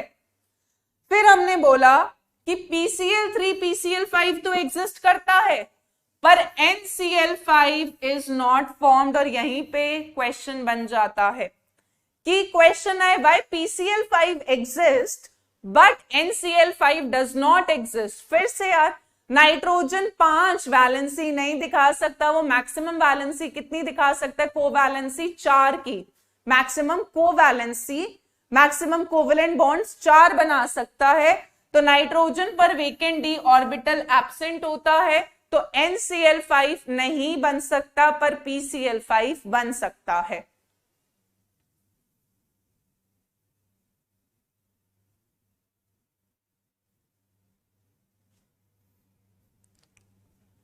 नेक्स्ट है केमिकल प्रॉपर्टीज में डिस्प्रपोर्शनेशन रिएक्शन। डिस्प्रपोर्शनेशन रिएक्शन क्या होता है, व्हेन सेम एलिमेंट, ये सारी चीजें रिडॉक्स की हैं, ऑक्सीडेशन नंबर, डिस्प्रपोर्शनेशन रिएक्शन, जब सेम एलिमेंट क्या जाता है, रिडक्शन, और सेम एलिमेंट क्या जाता है, ऑक्सीडेशन, उसको क्या बुलाते हैं, redox reaction, sorry disproportionation reaction redox में। तो when same element undergoes oxidation and when same element undergoes reduction, और याद रखें loss of electron क्या होता है, oxidation, और gain of electron क्या होता है, reduction। इसको इससे याद रखिएगा, लियोगर, loss of electron oxidation, gain of electron reduction. अब यहां पर ऑक्सीडेशन स्टेट निकालते हैं फॉस्फोरस पे, तो ये 4 तो सिर्फ बैलेंसिंग का नंबर है, से ऑक्सीडेशन स्टेट पे आपको कुछ नहीं करना। हाइड्रोजन 3 हाइड्रोजन का 3 प्लस x माइनस 1 ऑक्सीजन पे -2, तो 3 पर -6, तो इज इक्वल टू 0, तो x कितना आ जाएगा, +3। तो इस फॉस्फोरस पर कितना ऑक्सीडेशन स्टेट है? +3। ठीक है, pH3 पर आप निकालेंगे तो आएगा -3, H3PO4 पे निकालोगे तो 3 + x - 8 = 0, तो x आ जाएगा +5। कितना आ गया? +5। ठीक है, अब यहां पर ध्यान से देखें,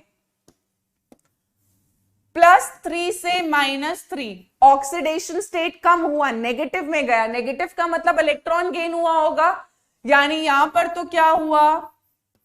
रिडक्शन।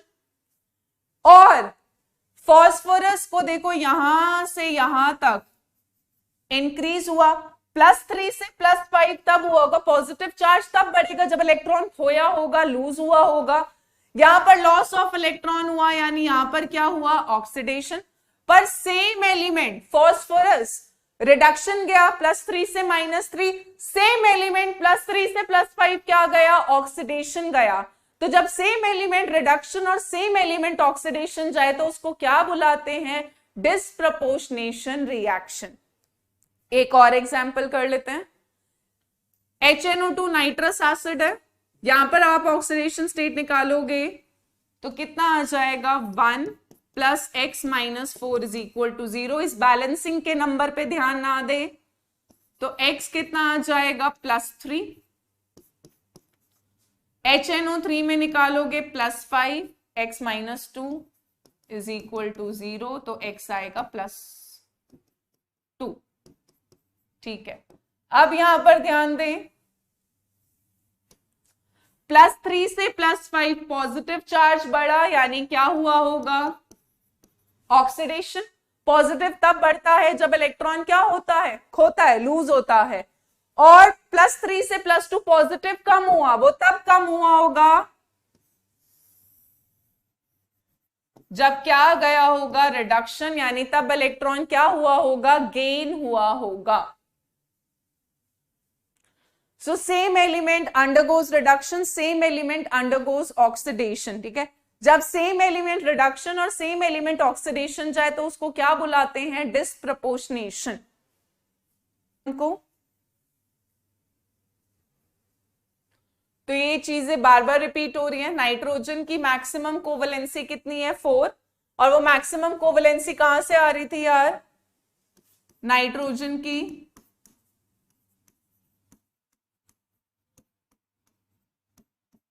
ये s का 1 ऑर्बिटल और p के 3 ऑर्बिटल, 4 टोटल। तो 1s एंड 3p ऑर्बिटल्स, जो 1s का और 3p के, यानी टोटल कितने ऑर्बिटल्स अवेलेबल होते हैं? 4 ऑर्बिटल्स होते हैं, इसीलिए बॉन्डिंग के लिए, इसीलिए इसकी मैक्सिमम कोवेलेंसी कितनी होती है? 4। पर जो हेवियर एलिमेंट्स है वो मोर देन 4 दिखाते हैं। क्यों दिखाते हैं?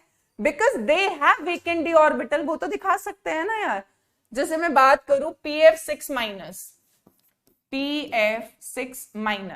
अब अगर हम फास्फोरस की बात करें तो उसका कॉन्फ़िगरेशन क्या था? 1s2, 2s2, 2p6, 3s2, 3p3।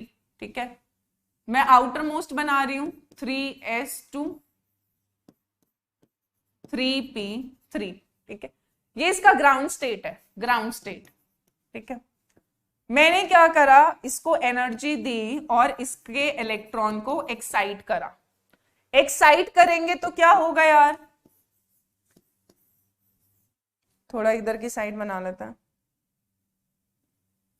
यहां तक सारा सेम रहेगा। तो मैं यहां तक क्या लिख रही हूं? नियॉन। और यहां पे भी लिख रही हूं नियॉन। ये 3s, ये 3p, और आगे 3d भी होगा। 3d खाली पड़ा है पर है तो, है ना। आप जब एक एनर्जी, मतलब थोड़ी एनर्जी दोगे, एक्साइट कराओगे इलेक्ट्रॉन को, तो यहां पे एक इलेक्ट्रॉन एक्साइट होकर कहां पर चला जाएगा? डी में चला जाएगा। अब इसके पास 5 अनपेयर्ड इलेक्ट्रॉन्स प्रेजेंट है, तो ये तो कोवेलेंसी ज्यादा दिखा सकता है, बिल्कुल दिखा सकता है, क्योंकि यहां पर वेकेंट ऑर्बिटल्स प्रेजेंट है डी के, और वेकेंट ऑर्बिटल्स प्रेजेंट है, तो ऑब्वियस सी बात है हेवियर मेंबर्स मोर देन 4 क्या कर सकते हैं? कोवैलेंसी दिखा सकते हैं। ठीक है, रिएक्टिविटी टुवर्ड्स हाइड्रोजन, तो ये किस तरह की हाइड्राइड्स बनाते हैं? EH3। EH3 जनरल है, लिखते जाएं। कौन कौन सी हाइड्राइड बनेगी? NH3, PH3, ASH3, SBH3 और क्या बनेगा आपका? BiH3। यही हाइड्राइड्स बनेंगी। अब अगर मैं बात करूं, ये सारी हाइड्राइड्स के अंदर 3 बॉन्ड पेयर और एक क्या प्रेजेंट होगा? Lone pair. और सबकी हाइब्रिडाइजेशन क्या है? sp3। सबकी हाइब्रिडाइजेशन क्या है? sp3। सब में क्या प्रेजेंट है? 3 बॉन्ड पेयर, एक लोन पेयर। और जो शेप होगी इन सबकी, वो शेप कैसी होगी यार? पिरामिडल होगी। अमोनिया की अगर आप शेप याद करेंगे तो अमोनिया ऐसा होता था। ये शेप कैसी होती है? पिरामिडल होती है। 3 बॉन्ड पेयर, एक लोन पेयर। ठीक है, तो हमने बोला कि ये जो हाइड्राइड्स हैं NH3, PH3, SBH3 मतलब ASH3, SBH3, BiH3 बनाता है। सारी हाइड्राइड्स में हाइब्रिडाइजेशन क्या होती है? sp3। 3 बॉन्ड पेयर है और एक क्या प्रेजेंट होता है? Lone pair. यहां तक तो ठीक है। अब आते हैं ट्रेंड के बारे में, जहां से सवाल आता है। सो जैसे जैसे आप हाइड्राइड्स में नीचे की तरफ मूव करते हैं, बहुत ही टेढ़ी लाइन है ये। अब जरा ट्रेंड्स की बात करते हैं। तो सबसे पहला ट्रेंड हम बात करेंगे बॉन्ड एंगल। बॉन्ड एंगल, ठीक है। जैसे जैसे आप नीचे की तरफ जाते जाएंगे, बॉन्ड एंगल क्या करता जाता है? डिक्रीज करता जाता है। Bond angle decreases. अब बॉन्ड एंगल क्यों डिक्रीज करता है? तो बॉन्ड एंगल क्या होता है यहां पर, इस केस में बता रही हूं, इस केस में bond angle is inversely proportional to size of central atom.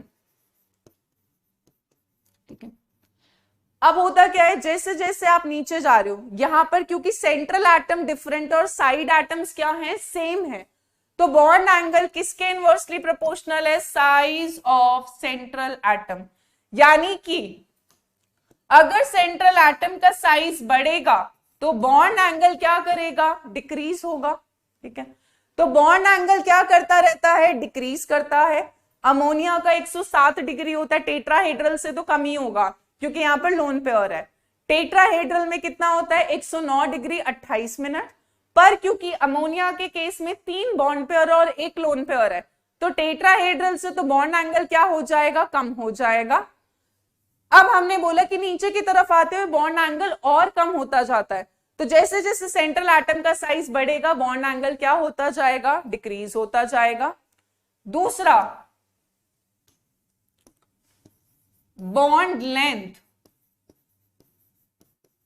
Length of EH, यानी जो भी ये E एटम है, सेंट्रल एटम और हाइड्रोजन का बॉन्ड लेंथ क्या करता जाता है?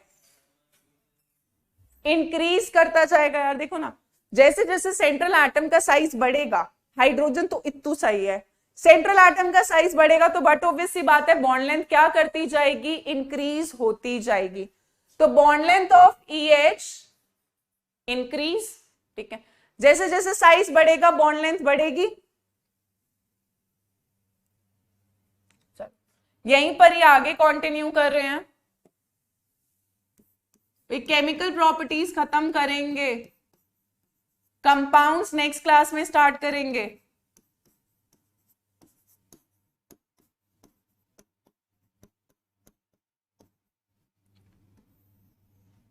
तो हमने बोला नीचे आते हुए जो बॉन्ड लेंथ है EH वाली, वो क्या कर रही है? इंक्रीज। बॉन्ड लेंथ अगर इंक्रीज हो रही है, बॉन्ड लेंथ अगर बढ़ रही है, तो बॉन्ड डिसोसिएशन एनर्जी BDE, अगर बॉन्ड लेंथ बढ़ रही है तो ऑब्वियस सी बात है बॉन्ड को तोड़ने के लिए एनर्जी कम चाहिए, तो BDE क्या कर जाएगा? डिक्रीज। बॉन्ड को तोड़ने के लिए एनर्जी कम चाहिए। इसके अलावा थर्मल स्टेबिलिटी, थर्मल स्टेबिलिटी भी क्या कर जाएगी? थर्मल स्टेबिलिटी क्या होता है? हीट के तरफ कोई कंपाउंड कितना स्टेबल है। अब क्योंकि नीचे आते हुए साइज बढ़ रहा है, बॉन्ड लेंथ बढ़ रही है, बॉन्ड की स्ट्रेंथ कम हो रही है, बॉन्ड वीक हो रहा है, तो क्या होता है? बॉन्ड आसानी से, अब ओब्वियसली बात है, अगर एक चीज यहाँ है, एक चीज वहां है, दूर है, तो उसको तोड़ना आसान है, आसानी से टूटेगा तो एनर्जी कम देनी पड़ेगी, बॉन्ड एनर्जी कम होगी, थर्मल स्टेबिलिटी भी क्या होगी? कम होगी यार, आसानी से टूट जाएगा ना, कम हीट देना पड़ेगा, तो थर्मल स्टेबिलिटी डिक्रीजेस। ये रिलेशन याद रखें, थर्मल स्टेबिलिटी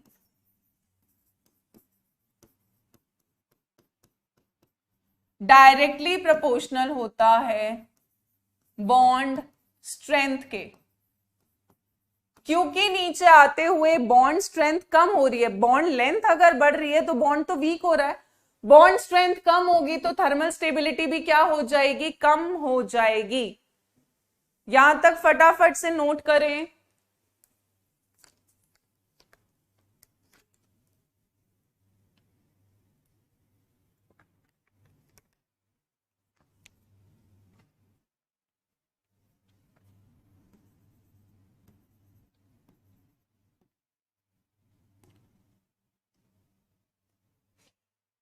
अब आते हैं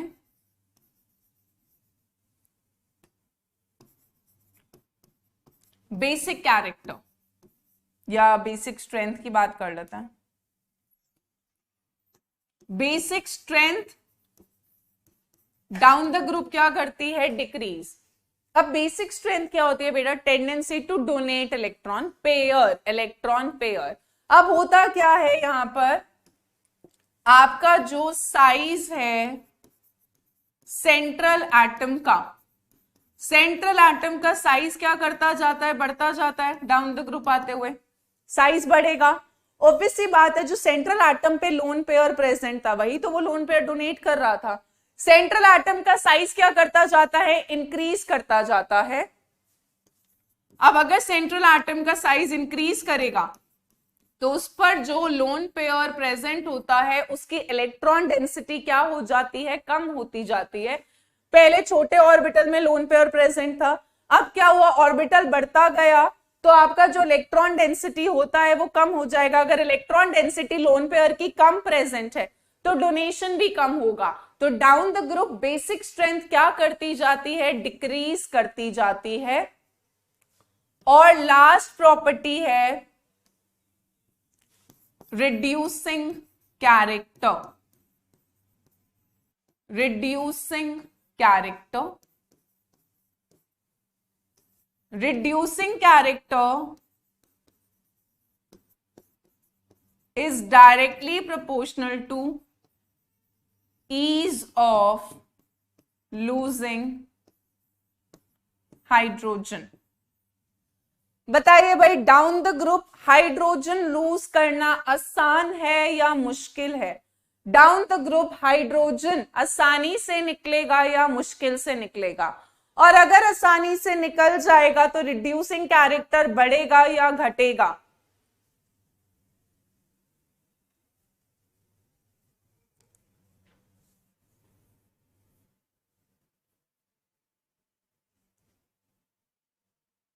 रिड्यूसिंग कैरेक्टर बेटा इंक्रीज होगा, इंक्रीज। जैसे जैसे डाउन द ग्रुप आ रहे हो साइज बढ़ रहा है, बॉन्ड लेंथ बढ़ रही है। बॉन्ड लेंथ अगर बढ़ेगी तो हाइड्रोजन आसानी से निकल जाएगा, और अगर हाइड्रोजन आसानी से निकल जाएगा तो रिड्यूसिंग कैरेक्टर क्या करेगा? इंक्रीज करेगा, इंक्रीज। रिड्यूसिंग कैरेक्टर इंक्रीज होता है, इंक्रीज बेटा, increase, not decrease, increases down the group. So down the group क्या हो रहा था? जो बॉन्ड लेंथ थी EH की वो इंक्रीज हुई, बॉन्ड स्ट्रेंथ EH की क्या हुई? कम हुई, लेंथ बढ़ी बॉन्ड की, तो स्ट्रेंथ कम हुई, therefore tendency to lose H becomes, नीचे की तरफ आते हुए हाइड्रोजन निकलना क्या हो गया, इजियर हो गया, ठीक है। Tendency to lose hydrogen becomes easier, और रिड्यूसिंग कैरेक्टर डायरेक्टली प्रोपोर्शनल है हाइड्रोजन की आसानी से निकलने के, तो रिड्यूसिंग कैरेक्टर क्या करता है, इंक्रीज करता है। तो यही सारी प्रॉपर्टी बेटा यहां पर समराइज हो रखी है, दिस इज वेरी इंपॉर्टेंट, यहां से क्वेश्चन आता ही आता है, फ्रीक्वेंटली आस्क्ड क्वेश्चन है। आप थोड़ा सा अगर ध्यान रखिए, ट्रिक बता देती हूँ याद करने का, याद रखना डाउन द ग्रुप आते हुए सब कुछ डिक्रीज हो रहा है, बॉन्ड एंगल डिक्रीज हो रहा है, मतलब बॉन्ड लेंथ इंक्रीज हो रही है, पर मेनली बॉन्ड एंगल डिक्रीज हो रहा था, थर्मल स्टेबिलिटी भी डिक्रीज हो रही थी, बॉन्ड स्ट्रेंथ भी डिक्रीज हो रही थी, बॉन्ड डिसोसिएशन एनर्जी भी डिक्रीज हो रही थी। सिर्फ क्या इंक्रीज होता है, एक तो रिड्यूसिंग कैरेक्टर बढ़ता है, और क्या बढ़ता है, बॉन्ड लेंथ बढ़ता है, बॉन्ड एंगल घटता है, बॉन्ड स्ट्रेंथ घटता है, बॉन्ड डिसोसिएशन एनर्जी घटता है, थर्मल स्टेबिलिटी घटता है, बेसिक कैरेक्टर भी क्या करता है, डिक्रीज करता है। सिर्फ कौन सा कैरेक्टर इंक्रीज कर रहा था, रिड्यूसिंग कैरेक्टर। तो याद रखे सब डिक्रीज करता है, बस याद रखना रिड्यूसिंग कैरेक्टर इंक्रीज करता है और बॉन्ड लेंथ इंक्रीज करता है। चलो अब यहीं पर एक चीज है बॉइलिंग पॉइंट की, तो अगर मैं बॉइलिंग पॉइंट की बात करूं तो हम बोलते हैं बॉइलिंग पॉइंट जो होता है वो डायरेक्टली प्रोपोर्शनल होता है किसके, मॉलिक्यूलर मास के, और we can say boiling point directly proportional होता है to van der Waals forces. जितने ज्यादा वैन डर वाल्स फोर्सेस होते हैं उतना बॉइलिंग पॉइंट ज्यादा होता है। अब डाउन द ग्रुप जब आओगे इन हाइड्राइड्स में, जब तुम इन हाइड्राइड्स में नीचे की तरफ आ रहे हो, वैलेंसी तो सबकी 3 ही है,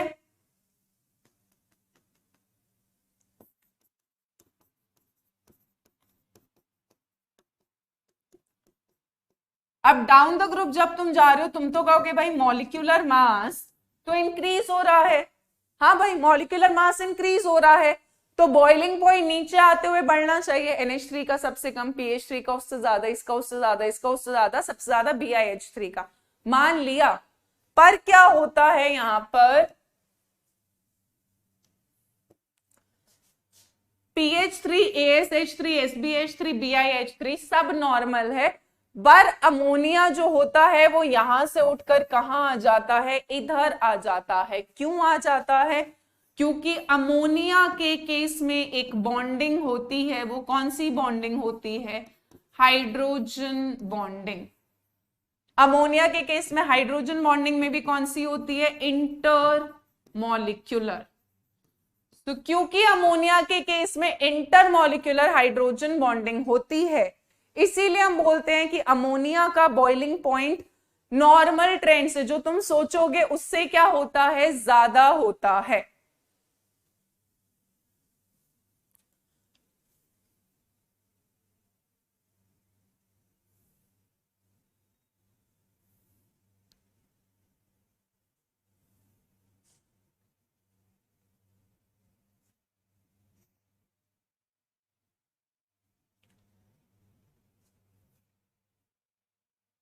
बेटा 2 स्लाइड्स और हैं, एटलीस्ट उतना तो करेंगे, केमिकल प्रॉपर्टीज खत्म हो जाएगी, so that we can start nitrogen ammonia in the next lecture.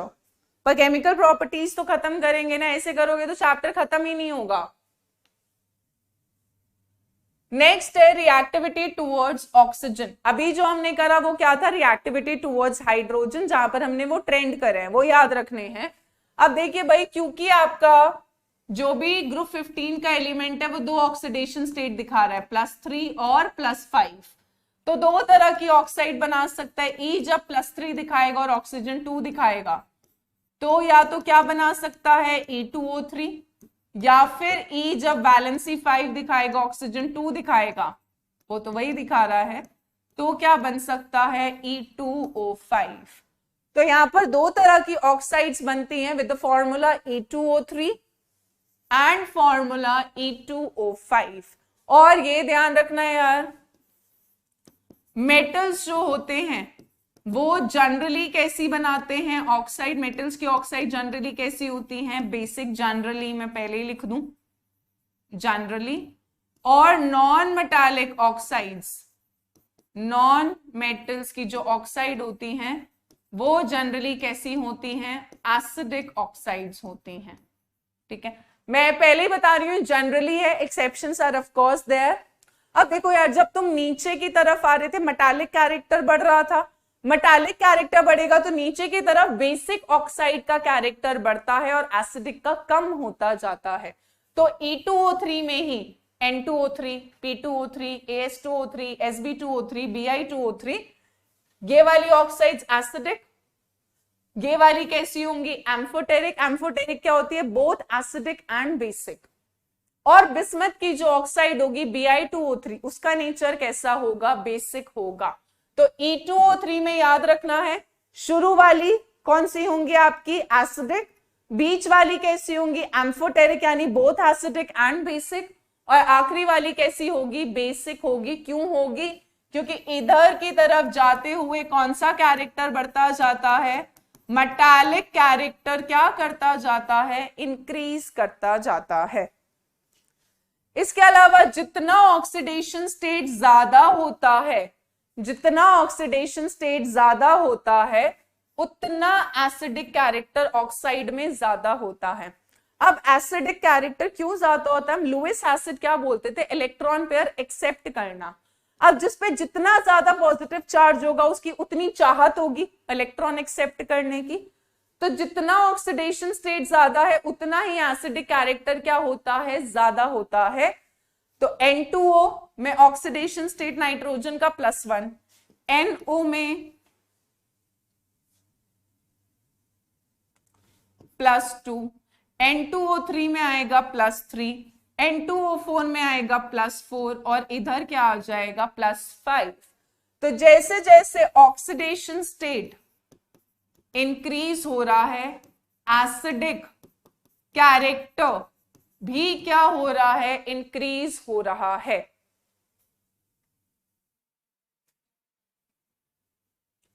चलिए, इसके अलावा E2O5 की बनने की टेंडेंसी कम होगी डाउन द ग्रुप, ये तो अंडरस्टूड सी बात है, बार बार बता चुकी हूं मैं। जब हम नीचे की तरफ जाएंगे तो आपको बता रखा है कौन सी ऑक्सीडेशन स्टेट की स्टेबिलिटी बढ़ती है, +3 ऑक्सीडेशन स्टेट की टेंडेंसी बढ़ रही थी और +5 ऑक्सीडेशन स्टेट की टेंडेंसी क्या हो रही थी, कम हो रही थी। इसीलिए नीचे आते हुए E2O5 बनने की टेंडेंसी घटेगी, जबकि E2O3 बनने की टेंडेंसी क्या होगी, बढ़ेगी, बढ़ेगी।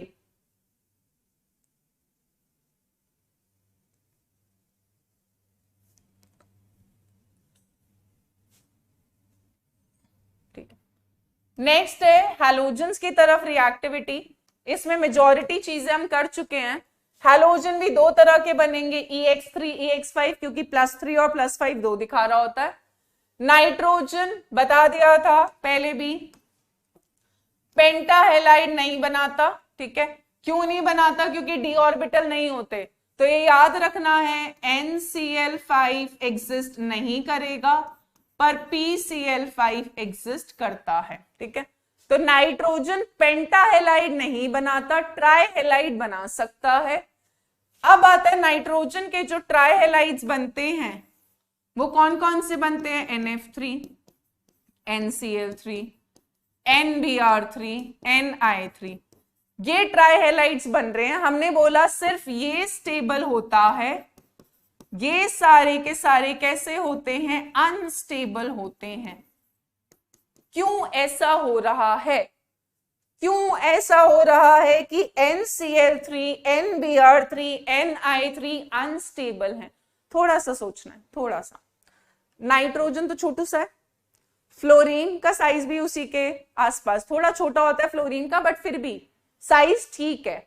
NCl3, NBr3, NI3 में क्या हुआ, इन तीन की बात कर रही हूं, साइज ऑफ हैलोजन क्या करा, बड़ा, ठीक है जी, हैलोजन का साइज बढ़ा तो जो NX की बॉन्ड लेंथ है वो क्या हुई, बड़ी।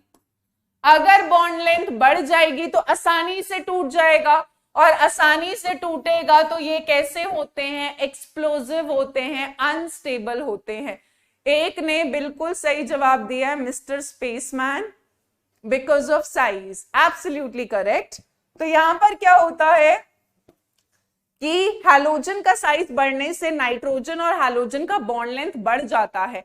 बॉन्ड लेंथ बढ़ जाएगा तो आसानी से टूटेगा, आसानी से टूट जाएगा तो आपका क्या होते हैं, ये वाले कंपाउंड्स अनस्टेबल होते हैं, एक्सप्लोजिव होते हैं। सो याद रखना है, सिर्फ NF3 स्टेबल होता है, NCl3, NBr3, Ni3 एक्सप्लोजिव हैं, और कैसे होते हैं, अनस्टेबल होते हैं। इसके अलावा बिस्मथ EX5 नहीं बनाना चाहेगा, यानी कि BiCl5 या BiBr5 नहीं बनेगा। क्यों नहीं बनेगा, क्योंकि बिस्मथ का क्या स्टेबल होगा, +3 ऑक्सीडेशन स्टेट ज्यादा स्टेबल होगा। क्यों स्टेबल होगा, due to inert pair effect, ठीक है। तो बिस्मथ पेंटाहेलाइड बनाने में कंफर्टेबल नहीं होता, बना सकता है पर कंफर्टेबल नहीं होता। क्यों कंफर्टेबल नहीं होता, क्योंकि उसकी कौन सी ऑक्सीडेशन स्टेट ज्यादा स्टेबल होती है, +3 rather than +5। ये भाई काम की चीज है बहुत, और इसी पे मैंने सवाल भी पूछा हुआ है और एक ने मुझे पहले ही जवाब भी दे दिया है। तो यहां पर क्या है कि पेंटाहेलाइड और ट्राइहेलाइड में मैंने बोला पेंटाहेलाइड में कोवेलेंट कैरेक्टर ज्यादा होता है।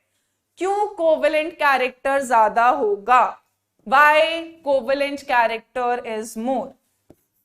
पेंटाहेलाइड्स EX5, ट्राइहेलाइड हुआ EX3। यहां पर ऑक्सीडेशन स्टेट कितना होगा, +5, यहां पर ऑक्सीडेशन स्टेट कितना होगा, +3, यही होगा ना यार। अब थोड़ा सा 11वीं में वापस जाएं, केमिकल बॉन्डिंग में एक रूल होता था जिसका नाम था फेजांस रूल, याद है फेजांस रूल, है ना, या फिर फेजांस रूल भी ये छोड़ दो, तुमने ये तो पढ़ा होगा यार कि जितना ज्यादा पॉजिटिव चार्ज होगा, जितना ज्यादा पॉजिटिव चार्ज होगा केटायन का साइज, या जो पॉजिटिव चार्ज वाला होगा उसका साइज छोटा होता है, उसकी पोलराइजिंग पावर क्या होती है, ज्यादा होती है, और कोवेलेंट कैरेक्टर क्या होता है, ज्यादा होता है। तो क्योंकि पेंटाहेलाइड में ऑक्सीडेशन स्टेट पॉजिटिव वाला ज्यादा है, तो यहां पर जो पोलराइजिंग पावर है, पोलराइजिंग पावर वो क्या होती है, हाई होती है, और इसीलिए यहां पर कोवेलेंट कैरेक्टर जो होता है वो क्या होता है, ज्यादा होता है। So pentahalides are more covalent than trihalides because of Fajans rule. Fajans rule क्या बोलता है, smaller the size of cation, larger the size of anion, more is the covalent character. अब यहां पर क्या है, +5 और +3 में +5 का पोलराइजिंग पावर ज्यादा है, तो कोवेलेंट कैरेक्टर कहां पर ज्यादा होगा, EX5 में।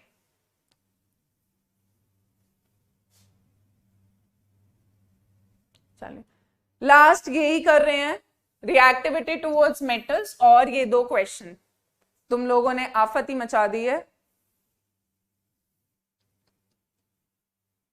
चलिए, सो ग्रुप 15 के एलिमेंट्स जो होते हैं ये मेटल के साथ रिएक्ट कर सकते हैं, और बाइनरी कंपाउंड्स मतलब 2 ही एलिमेंट होंगे, बाइनरी कंपाउंड्स बनाते हैं जिसमें कौन सी ऑक्सीडेशन स्टेट शो करते हैं, -3, जैसे कि कैल्शियम नाइट्राइड। कैल्शियम नाइट्राइड कैसे बन रहा होगा यार, कैल्शियम 2+ और N पर 3- क्रॉस करोगे तो फॉर्मूला क्या आ जाएगा, Ca3N2, ठीक है।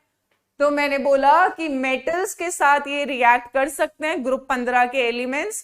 कैसे कंपाउंड बनाएंगे, binary compounds. So calcium nitride, calcium phosphide, इसके अलावा sodium arsenide, zinc antimonide, magnesium बिस्मुथाइड, ये सब आपका बनता जाता है। चलो ये 2 सवाल कर दो, उसके बाद ओके बाय हो जाएगा।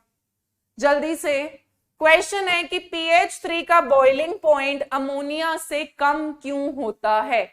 pH 3 का नाम होता है फॉस्फीन। फॉस्फीन का मास ज्यादा होगा है ना, फॉस्फोरस का हो गया 31 + 3 34 और अमोनिया का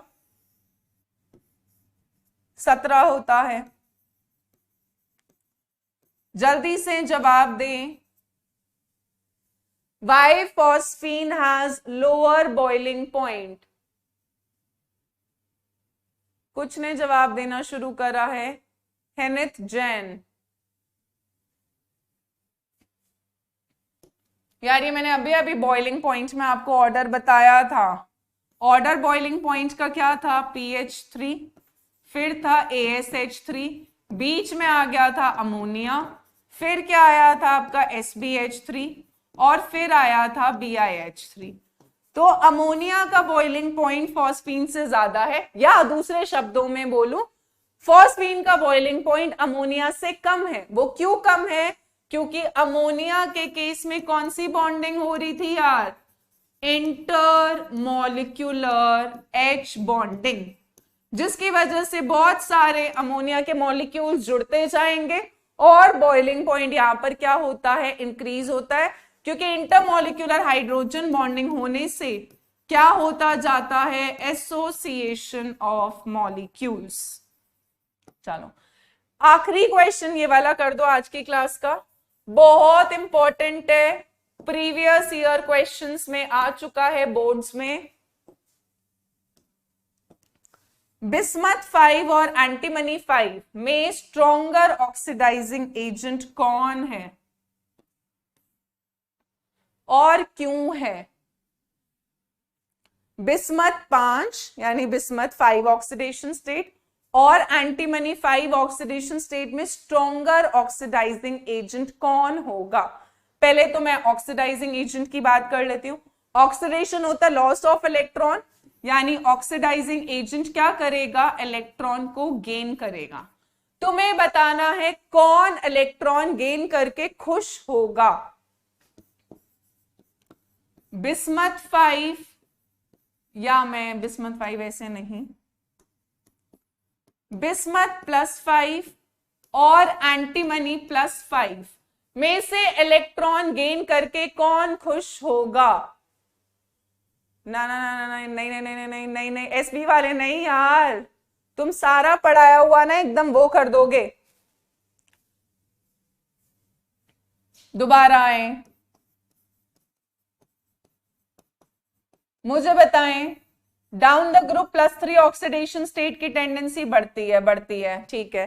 दोनों इलेक्ट्रॉन जब गेन करेंगे तो बिस्मथ किस में कन्वर्ट होगा, बिस्मथ +3, और Sb किस में कन्वर्ट होगा, Sb+3। दोनों जब इलेक्ट्रॉन गेन करेंगे बिस्मथ +3 में, Sb+3 में, पर ज्यादा +3 ऑक्सीडेशन स्टेट दिखाने की किसकी टेंडेंसी है, बिस्मथ की है ना यार। डाउन द ग्रुप +3 बढ़ता जा रहा है तो बिस्मथ तो +3 ही दिखाने की कोशिश करेगा। तो स्ट्रॉन्गर ऑक्सीडाइजिंग एजेंट कौन होगा, बिस्मथ होगा, ठीक है। क्यों होगा, क्योंकि बिस्मथ इलेक्ट्रॉन गेन करके किस में कन्वर्ट हो जाएगा, बिस्मथ +3, जो उसके लिए क्या है, ज्यादा स्टेबल है। तो bismuth is a strong oxidizing agent than antimony +5। क्यों, क्योंकि बिस्मथ ने जैसे ही 2 इलेक्ट्रॉन गेन करे वो किस में चेंज हो गया, बिस्मथ +3 और खुश हो गया, ठीक है। तो आज इतना ही कर रहे हैं, जाओ जी लो अपनी जिंदगी, थैंक यू। पर होमवर्क तो डिस्कस कर लूं मैं जरा। एनसीईआरटी पढ़नी है, पी ब्लॉक ऑफ कोर्स 170 से 175 एक पेज कम कर देना, क्योंकि तुम लोगों ने वहां तक पढ़ाने तो दिया नहीं जहां तक पढ़ना था हमको। नोट्स ये वाले रिवाइज कर लें या एनसीईआरटी पढ़ लें। इसके अलावा आप एग्जाम्पल 7.123, इंटेक्स 7.123 कुछ मैं करा चुकी हूं, बट आप इनको सॉल्व कर सकते हैं, आपसे हो जाएंगे, ठीक है। थैंक यू, नेक्स्ट लेक्चर में मिलेंगे, we will continue with this. तब तक प्लीज नोट्स को अच्छे से रिवाइज करें, एनसीईआरटी लाइन बाय लाइन पढ़े। Bye, take care.